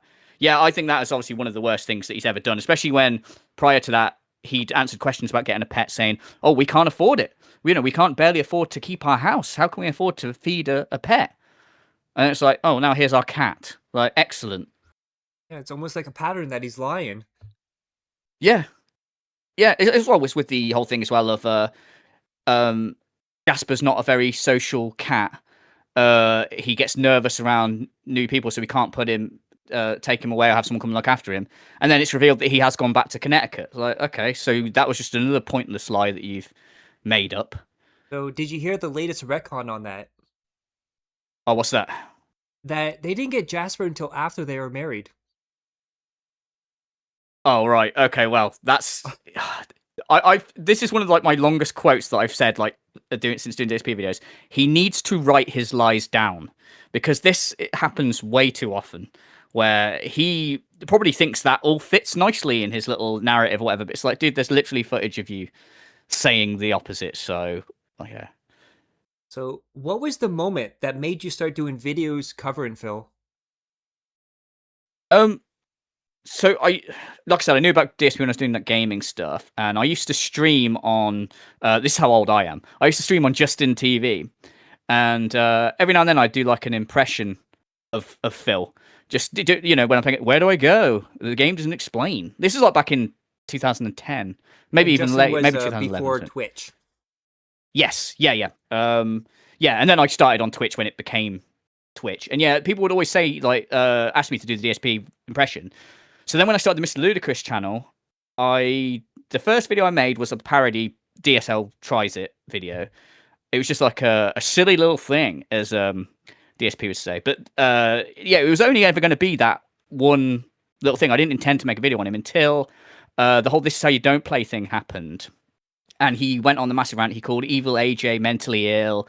The white coats need to come and take him away. All this sort of stuff. And like I mentioned before about the Archfiend, like being like a big ranter and stuff like that. So people on Twitter were like saying to the Archfiend and people that were like bigger YouTubers, "Hey, look at what DSP's doing. Look at this rant he's gone on. Are you going to make a video on it?" And everyone was going, "No, I can't be bothered with him. Everyone knows he's a dick." So I thought, you know what? I could make a video on it. So I then decided, it pissed me off that much. So I thought, I'm going to make a video on it. I think at the time I had like on that channel 200 subscribers, like not very many. Yeah, so I just basically I turned on the camera, angrily ranted about him. Like I can't even remember. I don't go back and watch my old videos, so I can't remember exactly what I said.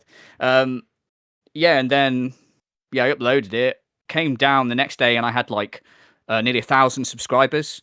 The Archfiend had like retweeted me, and you used to be able to do video responses. I don't know if you remember that being a thing on YouTube. So he like shared my video on his channel, and it gave me like a massive bump.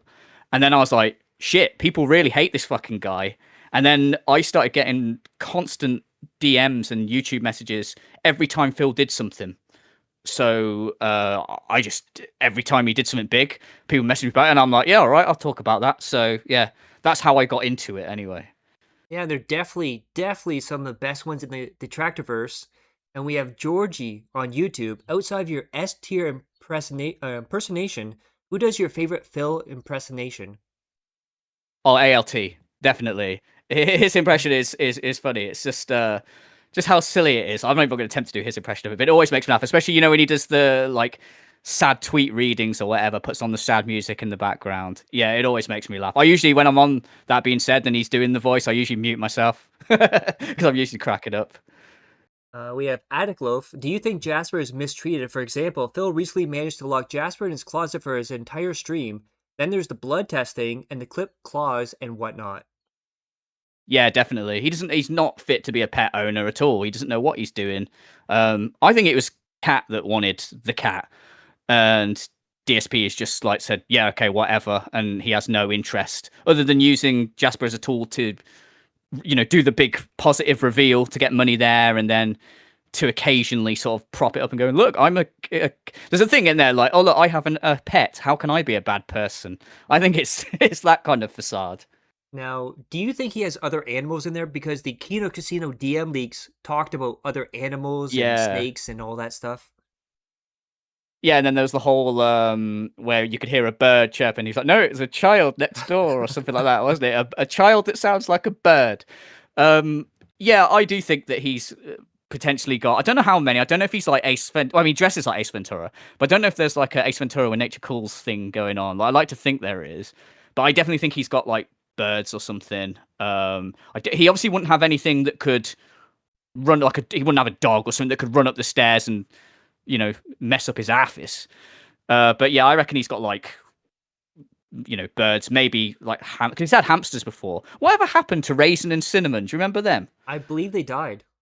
They died. I can't remember like whatever became of that thing. I just remember them doing that very awkward kind of vlog with him and Panda Lee, and she's like laying on the floor in that room. And I was like, this is so awkward. Like, she's like fucking, however old she was then, and DSP's like 57. It's just like weird. But yeah, I can't remember like what happened to them. But yeah, I do think he's got, maybe not as funny as I'd like to think, that he's got like a zoo downstairs or whatever, but definitely I think he's got a bird at least, I'd say. So I have to ask you this question because you've been around for a very long time. In real time, what was your first impression when you first realized DSP left the camera on? Oh, that was great. Yeah, I disbelief, because the way I found out about it, like I said to you before about how in those days, because there wasn't so many detractors, every time he did something, I'd always get DMs, but when he did something royally big, I would open up Twitter and I'd have a fuckload of DMs and I'd have a fuckload of YouTube DMs. So I remember getting up that morning and I turned on my phone, and I can't remember what the number was, but I was like, holy shit, he's died. Like he must have died or something. Like, and then the first one I opened, it was like, "Have you seen DSP masturbated on stream?" And I was like, "No way." I was like, "There's no fucking way." There's obviously more to this. And then, sure as shit, I didn't even read any more messages because obviously at this point I'm like, I know what everyone's telling me. And yeah, I went and looked, and I was like, he's masturbating on stream. It's what everyone's fucking saying. Like, yeah, I was in such disbelief. And it's one of those things, like I said, a lot of times I didn't want to make a video on something, but that was one of the few times where I was like, I have to make a video on this. And I think it's one of the quickest reaction time to seeing it to making a video I've ever done. I remember I did the thing that at the beginning of the stream where I pretend I didn't know the camera was on. I looked like I was jerking off and I was like peeling a banana. Yeah, it's fucking funny. I never thought I'd have to do anything like that. All the things that I've covered, like DSP doing, like over the years, like at no point before that point would I thought one of them would be him masturbating. Why would you? I know he said like because that was his safe haven or whatever. Why would you masturbate in front of a camera that you know can broadcast to so many people? You own the fucking house. I wouldn't even give a shit, man, if Panda made me feel insecure. I would go lock myself in the bathroom if I needed to that bad. I'd just say to her, look, out of the bedroom, I need it for 5 minutes. Well, not only that, so Why? he was at his setup on his laptop. He also has his Yeah. PC at the other end of the room too. So he could have went there off camera. Exactly. Like, there's just so many reasons it didn't need to happen. But And I always like people that, what do you think he was watching? Oh, Do you have any theories? let's see. Probably gay porn. That's a good guess. I think he was watching one of his playthroughs with John. That's what I reckon was going on. That is possible. Crust in the chat Yeah. even says he was watching himself on OBS. Oh, God. Yeah. God, that wouldn't actually be... Yeah, I can believe that. He loves looking at himself on OBS, doesn't he? Wouldn't it be a twist if he was watching LTG when he did it? Oh, that would be great, wouldn't it? Yeah. I mean, that would make sense as well because LTG told him to change his wardrobe, and he did. I love the way LTG calls him Burt Reynolds. That whole fucking that whole rant where he's like, I can't remember the name of the store because it's a store we don't have, but when he's like going to the store and buying infinite fucking Hawaiian shirts, I was just like, oh god, this guy is like, he's a fucking. If he wasn't such a cunt, LTG, he could actually be entertaining. It's such a shame when he goes on those rants. But the best thing to come out of it is DSP trying to go at LTG when DSP cannot verbally spar with anyone. You imagine DSP in a debate. It would just be fucking pathetic. It's like when he was on that Truth Seekers. Like, he literally was so like a fish out of water, wasn't he? Yeah. I think more people need to do what he did. I can't remember the Truth Seekers guy's name. But Steve too many people, Campion. when they get... That's it, Steve Campion. His strategy is similar to what I would do if I was got to talk to DSP in any way, because this whole thing of letting him talk and wear you down, it's been done too many times, and also it's pointless. He makes the whole thing boring. You just need to go, Phil, here's the question. Then he starts going, back in 2010, no, shut the fuck up. What is the fucking... That's how you need to treat him. Yeah, he's just gonna loop. Yeah.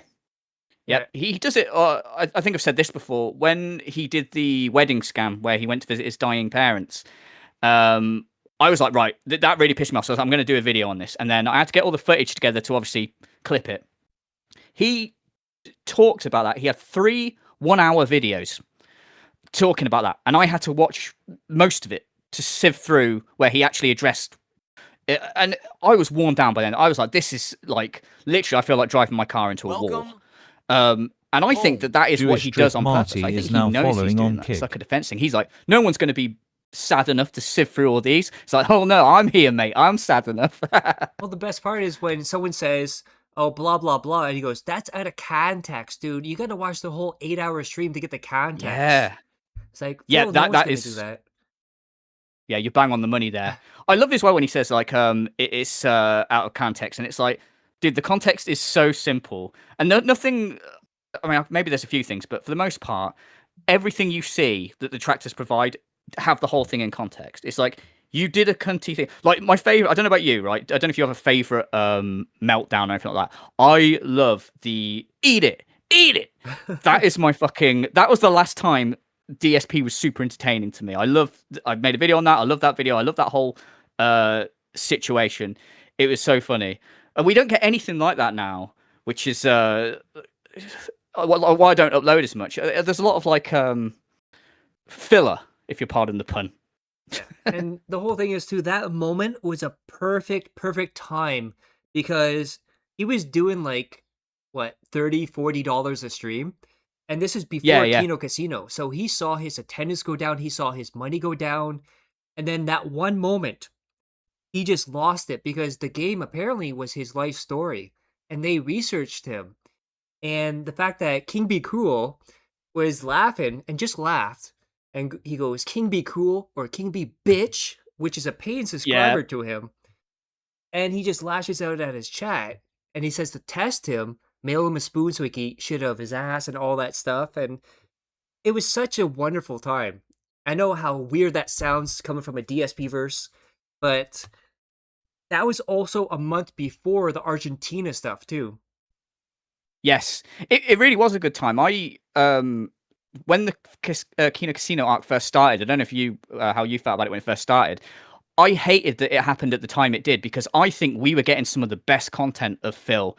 And then I wasn't really digging the whole them basically pumping confidence up his ass and it coming out his mouth. It was just like, oh, this is so annoying. It's like they're obviously fucking like scamming him and like trying to make him look like a dickhead, and he just doesn't buy it. But if we didn't have them I mean, overall I think what they did was worthwhile. It definitely I just wish it came a bit later. Because like you said, with the Argentinian memberships, the Eat It rant, he was so desperate. And yeah, but then again, it did work well with then how, and he does this all the time, doesn't he? Where he goes from, oh, guys, I don't know if you want to keep seeing me doing this, you need to support, to, oh, he's getting support. And then he's like, yeah, sorry, detractors. Yeah, I'm successful. Like, he could do that constantly. And we got that at the very least, didn't we? We also got a quote from that era where he said, I think this is at the tip of it, where he said, I'm going up. All you detractors are going down. This is one of the biggest comebacks in YouTube history. I'm back, dude. I was like, that aged very well. Yeah, like, it's like the welcome home, isn't it? Thank you to Jewish Drift Marty for becoming a member on Kick. Oh, go ahead. I like the Burger King. Oh, sorry. I was going to say I like the Burger King scam as well. Because when Triple P made that video insulting him, and Phil was like, you got to love these idiots. They don't understand that Ashton is obviously just doing this to make fun of my detractors. And they all, oh, Kino Casino's going to snake him. It's not going to happen. And then when it does happen, he doesn't even have the balls to fucking be like, yeah, I was wrong. He's like, no, I'm just going to fabricate this whole fucking thing about how I super evil villained some sort of thing where I king snake them.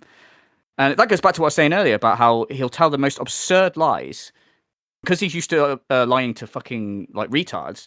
He expects everyone to believe it. Well, he also told on himself because during that 666 podcast, straight out of fucking hell, he showed the timestamps of when he did those. So it was the day before. So yes, he also said, I think a couple days before that, I'm taking time off to spend time with my family for special personal stuff. And the whole time, he was just making all these DMs and getting them together so he could own the detractors in Kino Casino. Yeah.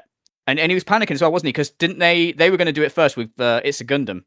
And he was kind of like, well, if I get these out first, then I win. And with Review Tech of all people. Yeah, I think they said they were going to do it on Friday, and he did it like midweek, like Wednesday or Thursday. Yeah. Yeah, and the thing is, like, it wouldn't have made any difference. Like, he really should have looked at those DMs and thought, you know what, this isn't going to make me look good either way. It would have been better if he was like, look, I look like a complete idiot in these. Obviously, I didn't think they were going to betray me, but here's what happened. That would be much better than what he did. Like, expecting everyone to believe that he planned this, like he's a James Bond villain. Like, fucking, yeah, it's just stupid. Disco Final Boss, shout outs to the Robust Podcast and the Robust Guest. Big ups. We have... Yeah, Steve Cambion was finally able to interview an alien. The DSP. Yeah. DSP cannot say... No, he just like to say... Oh, sorry, go ahead. Oh, I was just going to say, he just like to say that he's a human on this planet. That's one of his favorite things to say. Oh, so what are you going to say? Oh, by the way, if you're on Kick or YouTube, you're a YouTube member, you have the emoji DSP alien, which is half Phil's face and half an alien, by the way, just saying that. We have Six Pod Kang was some of the stupidest things he ever did. King Snake. So Yeah. now, let's talk about one of your most favorite videos of all time, which got reacted to by Phil. And that is the Oh, yeah. parody of the cup noodles with a fork, which Phil reacted to on DSP versus the internet. He then didn't understand what parody was or comedy in general. I remember him always throughout the years saying he doesn't get British humor or stuff like that. What was going through your Yeah. head when you saw Phil react to your video? Oh, a million things. Like, first of all, I was annoyed that he did it on a Sunday because my weekdays are really shit for making videos.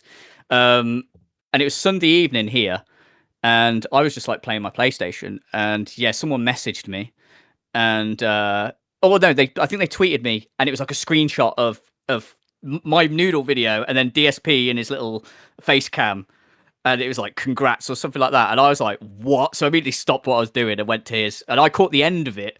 So I saw it kind of out of order. I saw him at the end going, yeah, this guy's obviously a fucking dunce or whatever he was saying about me. And I was like, you know, when you laugh so hard, you feel like you've been punched in the stomach. Yeah. I was, as he was like fucking insulting me, I was dying from laughter. Yeah, I couldn't believe it. There was part of me that was a bit annoyed because I was kind of like, out of all the things that I've made videos on, like, you know, the fake wedding, the bankruptcy scams and all this, where I put more time and effort in and more research, that noodle video, I literally just picked up whatever phone I had at the time, went into like my kitchen and just like did that off the top of the head. I didn't even put any effort into it. And it was because obviously at that time the cup noodles thing happened, so I guess it was pertinent. And I was like, and this is what he's choosing to react to. But it was great in the end because I really enjoyed making the video where I reacted to him reacting, which is why I love YouTube, that we can all react to all these different fucking things. Yeah, it was fucking funny. His overall argument was, he'd go, so basically all he's doing is just saying things that I say, but in a comedic way. And then when I'd say something that he didn't say, ladies and gentlemen, I've been doing DSP Tries It for over 10 years. When have I ever said the noodles look like little dicks? So it's like, okay, so you want me to not say things that you say, or you want me to say things that you say? Like, his criticisms were just all over the place. That was the other thing. He kept referring to it as a criticism. Oh, his criticisms of me are this, and it's like, it's a parody. It's not like I mean, I suppose it is like pointing at, like, you know, the shaky cam thing and the pointing at objects thing that he really got offended by that. Which was weird because I always thought that was really annoying, like, and also insulting when he's like, this is back before he used to film his face really, like, with the things. He just would have his hand in the shot and he points. He's got his massive fat gouty hand on screen going, I'm going to be trying this. Yes, here it is. It's like, you're pointing the camera at it, mate. Like, I'm not looking at the wall going, what is he trying? Where the fuck is it? It's like, it just doesn't make any sense. But yeah, overall, it was very funny. And also, it got me a shitload of fucking subscribers. There we go. Which was great. It's like, yeah, I got a massive boost from him reacting to it. And then when I put out the video of me reacting, yeah, I got a boost. And what was really funny, which I enjoyed more than anything, my whole favorite thing was the video that I put out, reacting to him reacting to it, got a bazillion times more views than his actual video reacted to it. So, yeah, that made me feel good. Now, there was another moment where I find this absolutely hilarious. Maybe you can shed some more details on what you thought at the time. So there was a troll that set up a fake MCN. I want to say it's Lavaria or something. Oh, Lavaria? Yeah, Lavaria. And they convinced him to leave Machinima for them because they say they would take care of the trolls, they would get his money, all that stuff. What do you remember from that time? Honestly, I don't remember a lot.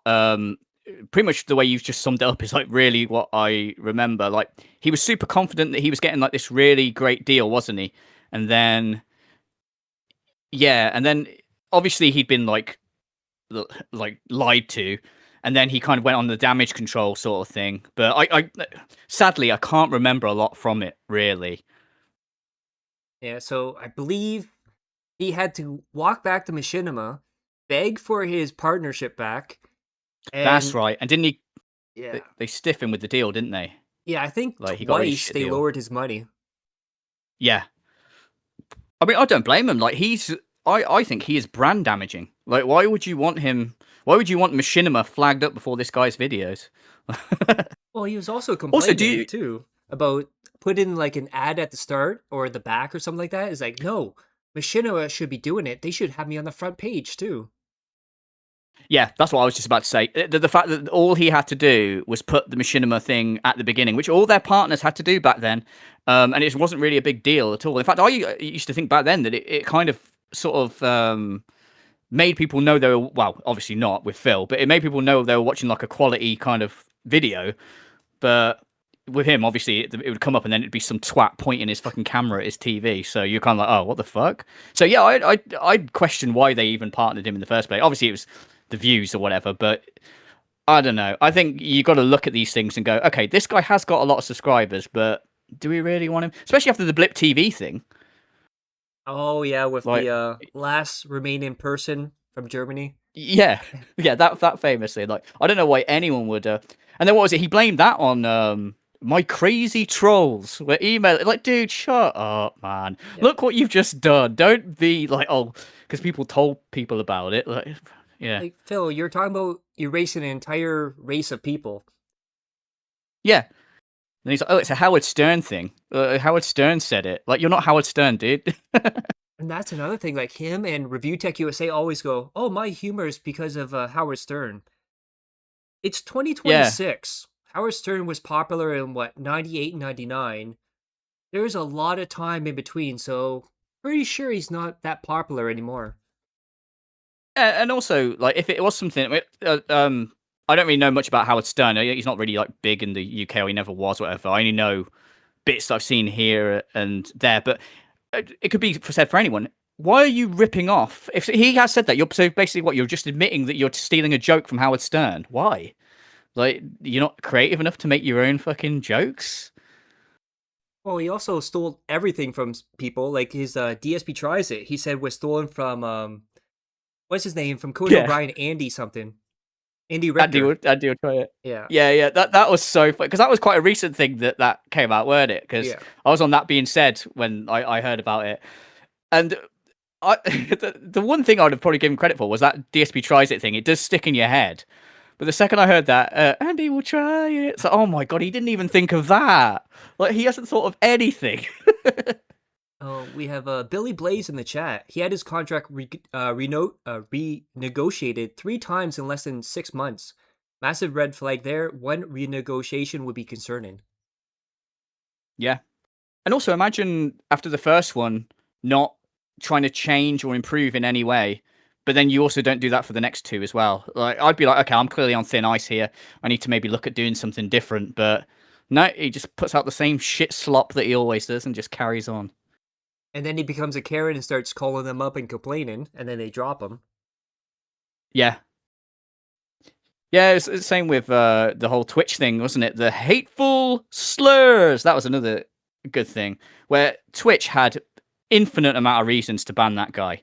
And I don't care if the reason they chose was, you know, unfair to him or whatever, because I do, and I'm not sticking up for him here, but I do agree with his logic of, okay, so you're saying what I did was so bad that you're taking me off the partner program, but you're not kicking me off your platform. I do think that's a bit weird, but then at the end of the day, Twitch is a dodgy kind of place, and you know, there's always weird shit going on there, people getting banned for things that other people get away with. Or deer people. But hey, Or deer people. People pretend to be deers. oh yeah, I did a video on that as well. Yeah, I forgot about the deer person. Yeah, that was so bizarre.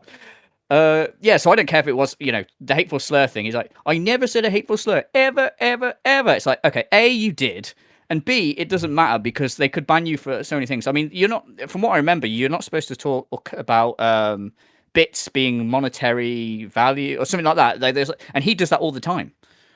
He breaks so many like TOS things on Twitch that, you know, it's remarkable that he was on there for as long as what he was. Yeah, and he also says, they kicked me off for hateful slurs, but they also never gave me a reason why they kicked me off. Yeah. Yeah, and also if you notice that whenever he revisits it now, he never says hateful slurs. He always like goes, hateful words, harmful words. It's like, dude, it was hateful slurs. You know it was hateful slurs because you literally went hateful slurs like about 10 times, man. So, what are your thoughts on the Darziak files?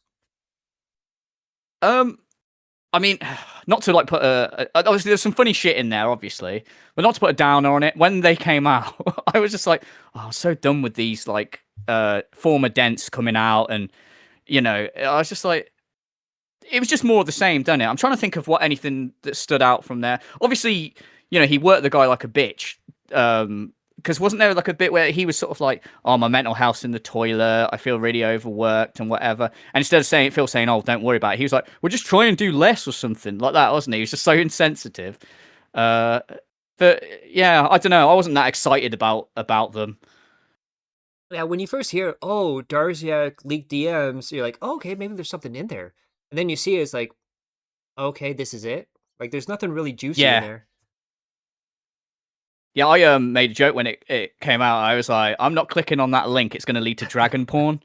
And people literally were like, no, it doesn't. You should. I was like, I know it's not. For fuck's sake, it's a joke.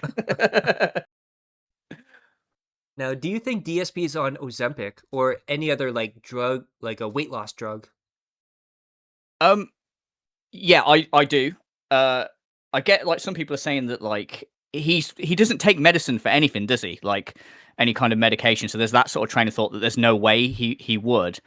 But my theory is this, right? I think that when Kat came on stream, and remember he introduced her as like, my wife could be a swimsuit model. It's very much a status thing for him, I think. So I think that that hurt him when everyone started calling her fat. So I think he was like, okay, I need to unfat my wife.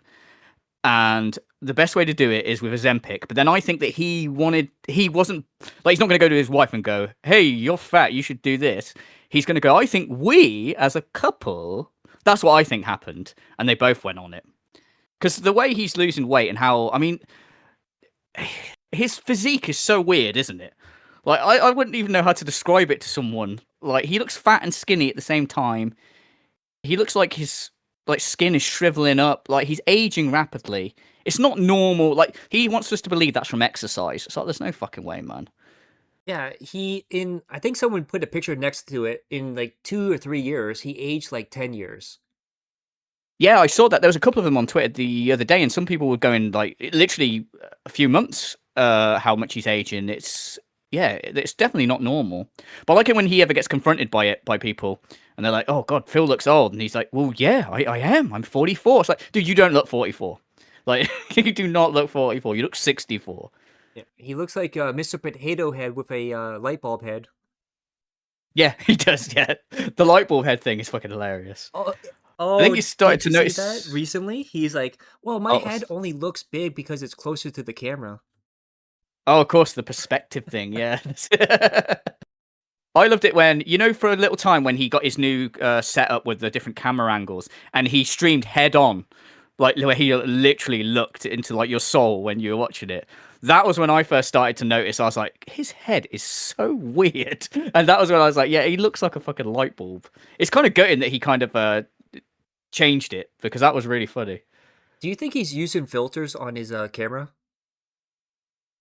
I don't know. I mean, if he is, why? They're not helping. If you go back to his shorts, there's one where I think he's talking about the schedule, and it's HD, so he looks Oh, yeah. absolutely older than he actually is, like more than now. And people are like, Yeah. "Oh, is he actually using filters to make himself look smoother and younger?" Which, if he looks like that and he's using filters, that's really bad. Yeah, I could believe that because I know the shorts you're referring to. I remember seeing like quite a few of them. Also, what was with those shorts? Like, there was a couple of them where he films himself and he's holding his phone like up in the air, so it looks like a little kid. Like you're looking down at a little kid, and the kid's going, "Hey, Dad, this is the schedule. You got any games on your phone?" Very weird. Yeah, that's a boomer trying to figure out how to do a selfie Yeah, video. yeah, that's what it is, isn't it? Yeah. Do you think he's fake tipping himself?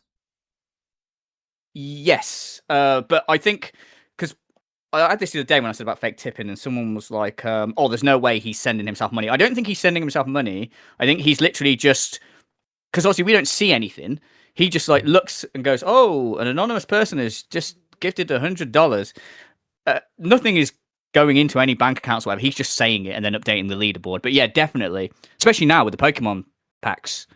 Like he obviously wants any excuse to open them. Did you see the other day where someone donated $100 and he only would open one Pokemon pack, and then someone was like, "Hang on, you're doing it in 50s," and he was like, "No, it's 50." Like basically making out like the guy who should have gave 50 for one and then another 50, but because he gave it in 100 block, he would only open one Pokemon pack. Oh, Like, I what the didn't fuck see is that, but yeah, that's a DSP scam right Yeah, there. yeah. Oh, it was, yeah, classic Phil. What do you think about his Mickey Mouse gloves and how it was just a joke? Yeah. Yeah, that was definitely one of those many things in it where it was definitely not a joke, and then he saw everyone laughing at him, and he's like, "Oh no, that was never serious. I can't believe you fell for it." Like, yeah, I don't know. Well, I mean, he looked like a fucking like a snooker player or some shit. Not a snooker player, you know, that set up the balls and stuff. Oh yeah. Like, yeah, very weird. And he also says the last 7 years, everything's been orchestrated by me, the puppet master, the king snake. So you're telling me all those times your wife was made fun of, you look like a jackass, you look bad, that was all part of the plan then. Yeah, yeah. And the thing is as well with that whole when he said that puppet master thing, he's like, I can make people talk whenever I want. It's like, so basically what you're saying is if you do something shitty, people are going to call you out for doing something shitty. That's not being a puppet master at all. If I did something shitty, people will call me out for it. Like, imagine if you went up and punched a police officer and they arrested you and you were like, huh, I knew you were going to do that. You fell into my trap. Puppet master. How predictable. Like, obviously, like, you do something shitty, people are going to call you out for it. If you're really the puppet master, why don't you make everyone like you? Why is that not a thing? Oh, that's a good question right there. And we Yeah. have Attic Loaf, do the voice, please. Oh, I have to do it a bit quiet because it's a bit late here. Go, my detractors are so dumb. They take the bait every single time. There you go. Now, do you ever find yourself saying DSP style words in your actual life, or hearing someone else and you immediately think of Phil? Yeah, all the time. Do you know what? Like a big one is. I don't know if you do this. I hope you say yes. Saying style Oh yeah. with things. Yeah, all the time. I'll go like I don't know, Italian style or something like that, and I'm like, oh my god, it's a disease. Yeah, and there's certain things like whenever someone says every single time or anything like that, I always think every single time. Yeah, there's loads of them. It's horrible, really. My biggest fear, I've always said, is me slowly turning into him. Oh, we have Jade Rasmussen in the chat picks up. Oh, we got Jade in the chat now. Oh wow. Do you want to see a DSP smells it? Yes. It's one of those Definitely. things like it's so stupid and it's it's gonna be bad, but it's gonna be like a good bad. He's gonna mess this up. He's probably Yeah. gonna spray all over himself or spill it or something, and he's gonna mess that up. Yeah, definitely. I love that whole pitch of it where like he's like saying how useful it was, and then the whole sweepstake culture thing when they were like, "Oh, you could give one away." Like, "Oh no, because then people wouldn't have the meaningful content. They'd just be like, I have a chance to win a bottle. I have a chance." Like, you could do both, you fucking jackass. In fact, there was some guy in the chat, I remember, that I think he had a YouTube channel where he did giveaways of cologne. And he was like going, dude, you can literally do both. And Phil was just like, no selling that comment, like, like the whole way through. But yeah, he was like, oh yeah, I can show you the bottle. I can explain to you how it smells. It's like, in what scenario, where do you live in the world where you can't go to a shop and like pick up a cologne, see the bottle and test it on yourself? Like where in the world needs this? He's a fucking idiot. But yeah, I 100% would have loved to see that show. And then he was also saying how I'm gonna show you how the bottle opens up and how it sprays. Like Phil, everyone knows how that works. And Yeah. the whole thing started too, because a lot of people forget about this. At Christmas time, he said his wife bought him a lot of cologne. And then, like, a few months later, he's like, well, what if I do DSP smells it? So basically, he wasn't going to buy cologne. He was going to take the stuff he already has for tax write offs and use it on stream. So he got something out of it. Yeah. Yeah, anything in his life, like even something as like ridiculous as cologne, he's like, how can I make this content? If it's something that he can do like in that room, then he's like gonna be thinking about it. But Georgie just made the point in the chat with him saying he would say it smells tangy or robust or something like that, right? And because when he was talking about it, yeah, meaningful cologne. Yeah, he was saying something like, oh, because a lot of people will say to you, oh, this smells of sandalwood.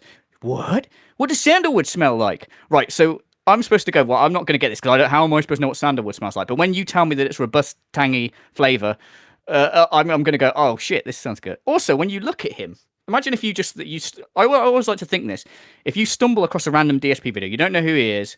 Say you find this cologne review, oh, this guy's reviewing a cologne that I'm interested in, and then you look at him. I'm thinking, without even saying, open the door, I don't want to smell like this guy. Like, just look at him. He looks like he sleeps in his clothes. There's no way I want to smell like him.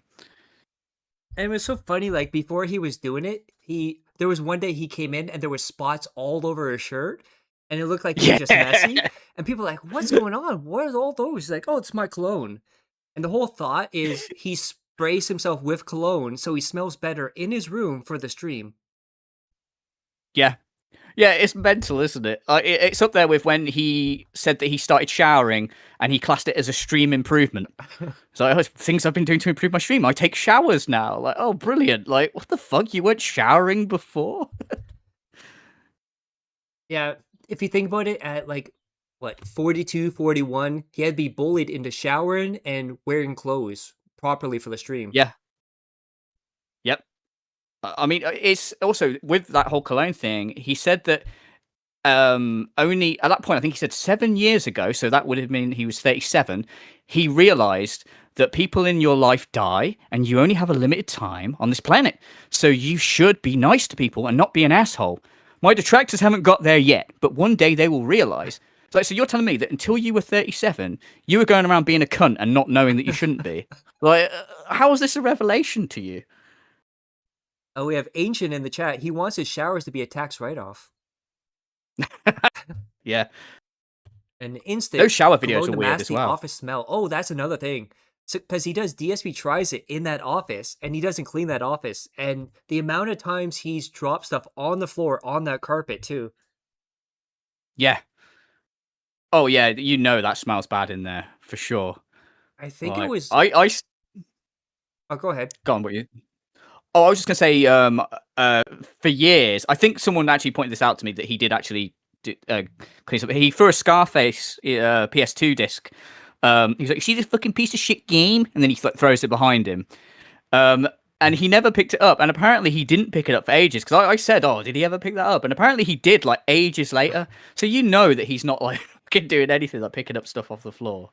Yeah, and I think it was last week DSP tries it where he dropped like a piece of food on the floor, picked it up off the floor and ate it. Yeah, like an onion or something, wasn't it? I think I can't remember, but yeah, gross. Is there any other cows you follow?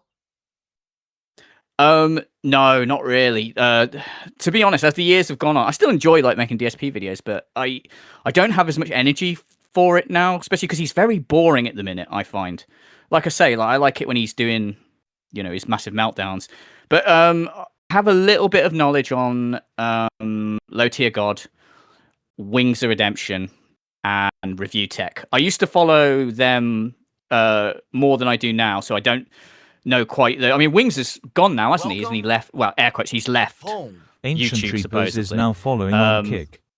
And Low Tier God, I don't find as interesting anymore, but he's got like a hilarious backlog of fucking things he's done. And I used to follow Rich quite a lot because I really disliked Rich. And I don't like it, but I really used to fucking hate him. And there was a period where he is around the Sons of Kojima time. He was trying to sort of get friendly with like detractors. And I remember talking to Fred Fucks in DMs about him. I can't remember exactly what it was, but I basically said, like, you do realize what a piece of shit this guy is. And I had to sort of like educate Fred Fucks on like, and I didn't really talk to Fred Fucks like, much. He DM'd me because I think I slagged off Rich on Twitter or something, and he was like, "Oh, what's going on with Rich?" Because he was like, they were talking, I guess. So yeah, I knew at that time I followed very closely what a piece of shit Rich was. But again, he's another one that he's so boring. It's amazing how boring he is. Yeah, and especially his whole thing is him watching other people's content and just going, ah, see, he said that. That's awesome. Yeah, Gay joke he here, adds. gay joke there. Yep. Yeah, he adds nothing. And I mean, at least with Phil, though what he says is stupid. Like the DSP politics was amazing. Like when he had to go at homeless people. His first one was literally we were on That Being Said reviewing it. As I said, like, one of my favorite things that I've ever reviewed with DSP. And his thing is right. Going to do DSP politics. First one. Don't you think homeless people are cunts? I was like, dude, what the fuck is this? Like, how are you trying to? So, but at least obviously that was a bad take, but it's entertaining. Rich will just come out, say stupid shit, and he's the most low energy fucking like he's like the if you could make someone who should definitely not be a content creator, Review Tech is like your fucking guy. He's the worst. And with Rich as well, he'll try to make a point, but he'll let other people's videos make the point for him, so he doesn't have to formulate opinion of his own. And then he'll ban people that don't agree. Yeah, exactly. I remember a while ago. I can't remember the name of the detractor. But someone called in, and they obviously weren't used to speaking on stream or whatever, so they were quite nervous. And I can't remember the whole context of it, but I remember like Rich, rather than rebuttal what they were saying, was just going, "Oh, you can't even speak. You can't even speak." Pressing the little button, woo! You can't even speak. Like, dude. Like this guy's not used to like talking on a fucking stream, but rather than like rebuttal what he's saying, and you kind of think like maybe I should offer to go on, or I wish like a bigger detractor would go on and talk to him. But then I think he's not worth giving him the time of day.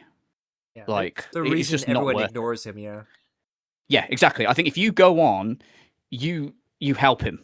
So, yeah, I just think he's best. I mean, when he was on Twitter, he was such a fucking joke. The only good thing about him being on Twitter was watching Kinda Sav destroy him. That was the only thing. That was at least some entertainment, but yeah. And that applause button, oh my god, every 5 seconds. God. Yeah. And he never says anything to warrant it. It could just be for anything. It's like, dude, you don't deserve a round of applause for anything, man. Well, that's another psychology thing. So he uses that to back himself up. So he'll make a joke or a statement, and then he'll use the applause to say, see, I did the right thing. People like me. People agree with me. And that's his whole thing. He just wants that acceptance, and that applause button is his acceptance. Yep. He's also very anti-women, I think. Like, you notice, like, I'm sure you probably have as well. I've said some like things about Rich and tagged him in it about him, you know, really about him being a cunt and whatever, insulted him. Never responds to me. And I've seen other detractors do it. When Sav does it, or any other female-style detractors, he proper like goes ape shit about it. He definitely has an issue with women for sure. Yeah, if you look at like all the women he's gone after and all the minorities, there's a pattern there. Also, Definitely. thank you, I think what the Agent, for becoming a follower on Kick. The only funny thing I can think of that happened was, you know, when he was talking to some girl on a stream and his mum comes in. that was pretty funny. But he didn't even do that. That was his mum. Yeah. We have Ancient. I knew about them, RTU, DSP, Wings, etc., but never watched them. I did catch that live stream when Rage on this one PvP game, and the stream that outed Mundane Matt for being a flagger, but never watched the stuff regularly. Yeah, that is something was attached to Mundane Matt when they found out he was a flagger. I remember that, obviously, because of the whole collecting boulders thing, but what was that Rich's stream, was it? I think he was doing like a podcast with him at one point. Oh, right. Oh, shit, I didn't know that. Like that's how forgettable he was in that moment. But yeah, it was. I mean, that was an epic moment, obviously, but I didn't see it live. I just saw the clips of it and whatever. Did you ever see how the podcast with Rich and Mundane Matt ended? No, until you just said, I didn't know they had a podcast together. So Mundane Matt didn't know the podcast was over until Rich said it on Twitter without telling him. Oh, wow. Yeah. So that was interesting. Well, I like Rich's relationship with his attic-dwelling cuck, like on-off editor. That always makes me laugh. He's a piece of shit as well, man. He what was it? He went at me at Twitter for something I said. I think I just insulted DSP, and then he came and like defended DSP or something. I was like, who the fuck is this attic dwelling fucking cunt talking to me? And the sad part is, I Yeah. think I've actually met him in real life. Didn't realize it Oh, really? because we live in the same area. Oh, no way. So in the same area that we're at, there's myself, Jay, Derek, Canadian Kirk, Oh, and wow. Kino Casino. And if you go a little bit further in the same province is Foodie Beauty. Bloody hell. So Wow. that's interesting surrounding me. Yeah. I mean, yeah. I imagine like because Jay is this true? Like, he lives in the attic of a church. Is that right? Like, I don't know about the attic part, but it is a church, I believe. it's a church. Yeah. I mean, I just went with the meme or whatever, but I swear from what I heard, because I mean, he is irrelevant. I don't really think he's worth like looking into. So I just went with he lives in an attic in a church. So, oh, someone's saying yes. So, Oh, maybe it is, yeah. The most hilarious Yeah. RT has ever been when he deleted his 1+ million sub channel, then later realized what a dumb mistake that was. Yeah, and he called people oh my out god, saying, yeah. "You don't know what you're talking about. I had to move on."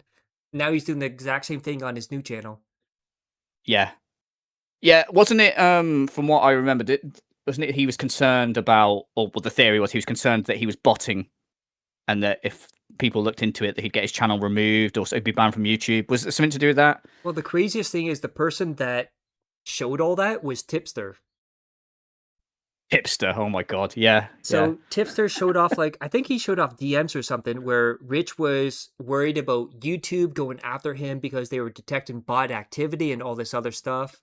So he deleted the channel because he didn't want it to take the monetization away from his other channel. Right. Okay. Oh well. The Must have been a only while time- ago if Tipster like got involved with it. I think it was like 2 or 3 years ago. Fucking hell, man. Time goes so quick with all this shit. Like, you know, when you think back to like the Eat It rant, like to me that feels like it happened like last year, but it didn't. It was like, what would it be, like 2-3 years now? Have you seen Tipster lately? I saw him because he used to follow me on Twitter, and then I can't remember what he did. He did something, and then I sort of called him out for it on Twitter, and then he immediately blocked me and whatever. But then I saw him because he like closes his Twitter account and then reopens it, doesn't he? It's like yeah. So no, I haven't seen him. I don't think so. Like, does he wear makeup now or something? He is now, I believe, either non-binary or trans. And he said something Right. well, if I'm going to talk about the goth mommies, might as well become one myself. I remember that whole goth mummy thing that he was just constantly, because I used to like before he started getting really weird and LOLCOW-ish, I used to follow him on Twitter. Like I say, he followed me, and I used to like watch his videos back. I covered this drama a few years back about Susie Liu, and he was covering it as well. And then he just started going really cringe and like with this goth mummy thing, and I was like, because he was entertaining on Twitter because he would always argue with people. I love people that do this when they argue with people and then they quote tweet. That's why I like doing it, because I think it's entertaining for your audience to see, you know, that you're arguing with a fuckwit. And he would do that every day. So I'll be on my lunch at work and I'll be like, oh, Tipster's arguing with another idiot. And then eventually he became the idiot. I believe the gamer from Mars recently did a video, I think a day or two ago, on everything that's happened with Tipster too. So you got really? an updated video there. Georgie in the I'll- chat, he transitioned into Cat Burnell. Wow. Well, if Phil and Kat do ever get divorced, then maybe Phil's got some options. No. And I think that's all I have. Anything you want to say or ask? No, other than thanks for having me on. It's been hilarious. It's been a laugh. Yeah, definitely do this again. Thank Yeah, you definitely. for so much coming on. If you guys want to check out his channel, I just put his link in the chat there. Go subscribe to him. And yeah, I believe, do you want to promote anything? Well, yeah, you got my channel there. I don't like doing it, but I've been told that I should do it more often. I have a gaming channel, Undead Cass, it's called. Yeah, if people follow me on Twitter, it's on there. If you go back a few tweets, I promoted it the other day. I'm going to be doing some. Well, I'm looking at doing some videos with other detractors on there. I'm going to like Phasmophobia, and things like that. So there should be hopefully some good stuff worth checking out. I just played all the Fears to Fathom as well. They're on there. So if you're interested in that sort of thing, you could check that out as well. What was your favorite one from Fears to Fathom? I haven't played the new one, the co-op one yet, but I am planning to. But my favorite one was the third one, Carson House. Absolutely fucking loved it. I played them all on my channel, and that was the first time I'd ever played them, blind playthroughs, and I hated the last one. I really didn't get on with it. What about you? I liked the first one really, really well. Yeah. It was a nice introduction to it. I did like the one where you're in the car. I think it's Driftwood or something like that, Northwood or something like that. Oh yeah, Norwood Hitchhike. Yeah, that was a good one. Yeah, It was so creepy too. Yeah, they are really good. I mean, consider the indie horror games. I mean, that was another thing with me getting a PC. A big chunk of it was to play these indie horror games, and you think some of these games are worked on by like just one person sometimes, or very few people, and it's just amazing what these people come up with. And then they only charge you like £3 to play them. So yeah, and that's the whole thing is there's a lot more love and attention in those indie games, which they then become bigger companies and they produce more stuff, more money, and because they're not shackled by, let's say, console, they can put their own version out of there too. So they're definitely getting a value on Steam. There's another one. Have you played Creepy Shifts? no, they were in a bundle on Fanatical, and I'm sort of like, are they worth checking out? They are definitely worth checking out. Especially the last one that came out is Uncle Joe's Motel. You go room to room cleaning, and the story unravels as you do it. It's really good. The first one is really creepy. So you're gonna have like demons and stuff in your ears. So it's gonna be really creepy. Cool. I've got one to recommend for you. If you haven't, have you played the Boba Tea Shop? I have the demo for it. I haven't That played game it was yet, fucking awesome, man.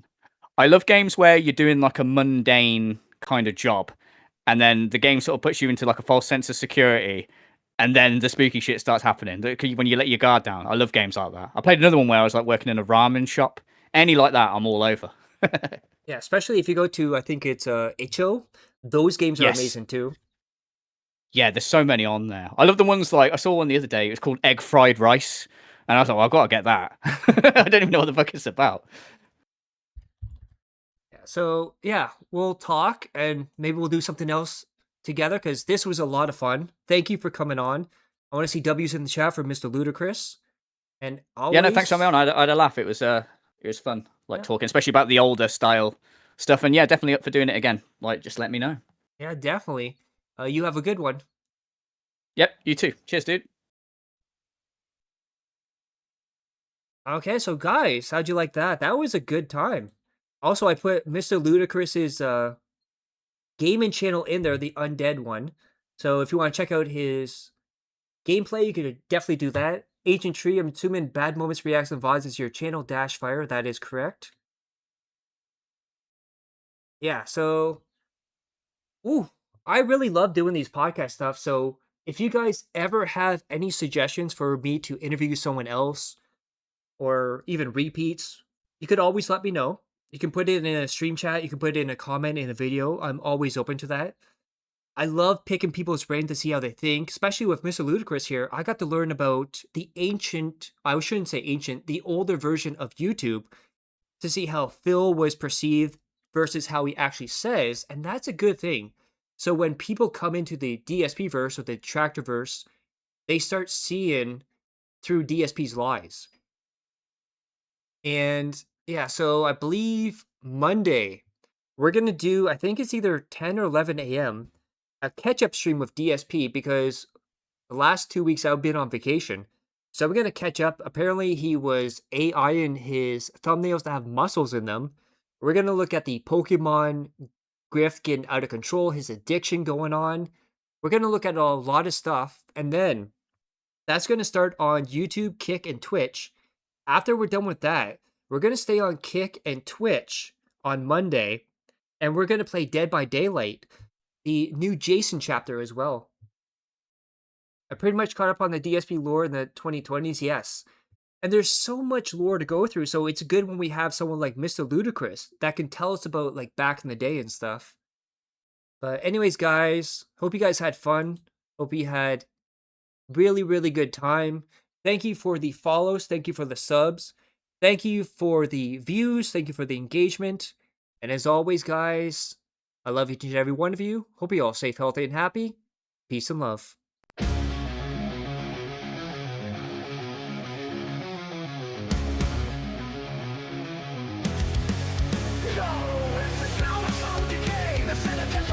Another begging stream, another fabrication fails on the roof. The lights are dim, the walls are closing in. Another dead in his ego, another grift begins. Evil is the trolls, the haters, the algorithms are rigged. But truth is taught a bit of pill, a consequence unfig. He built his throne on lies, our curated careful scams. Now dash fires burning bright, exposing all the shams.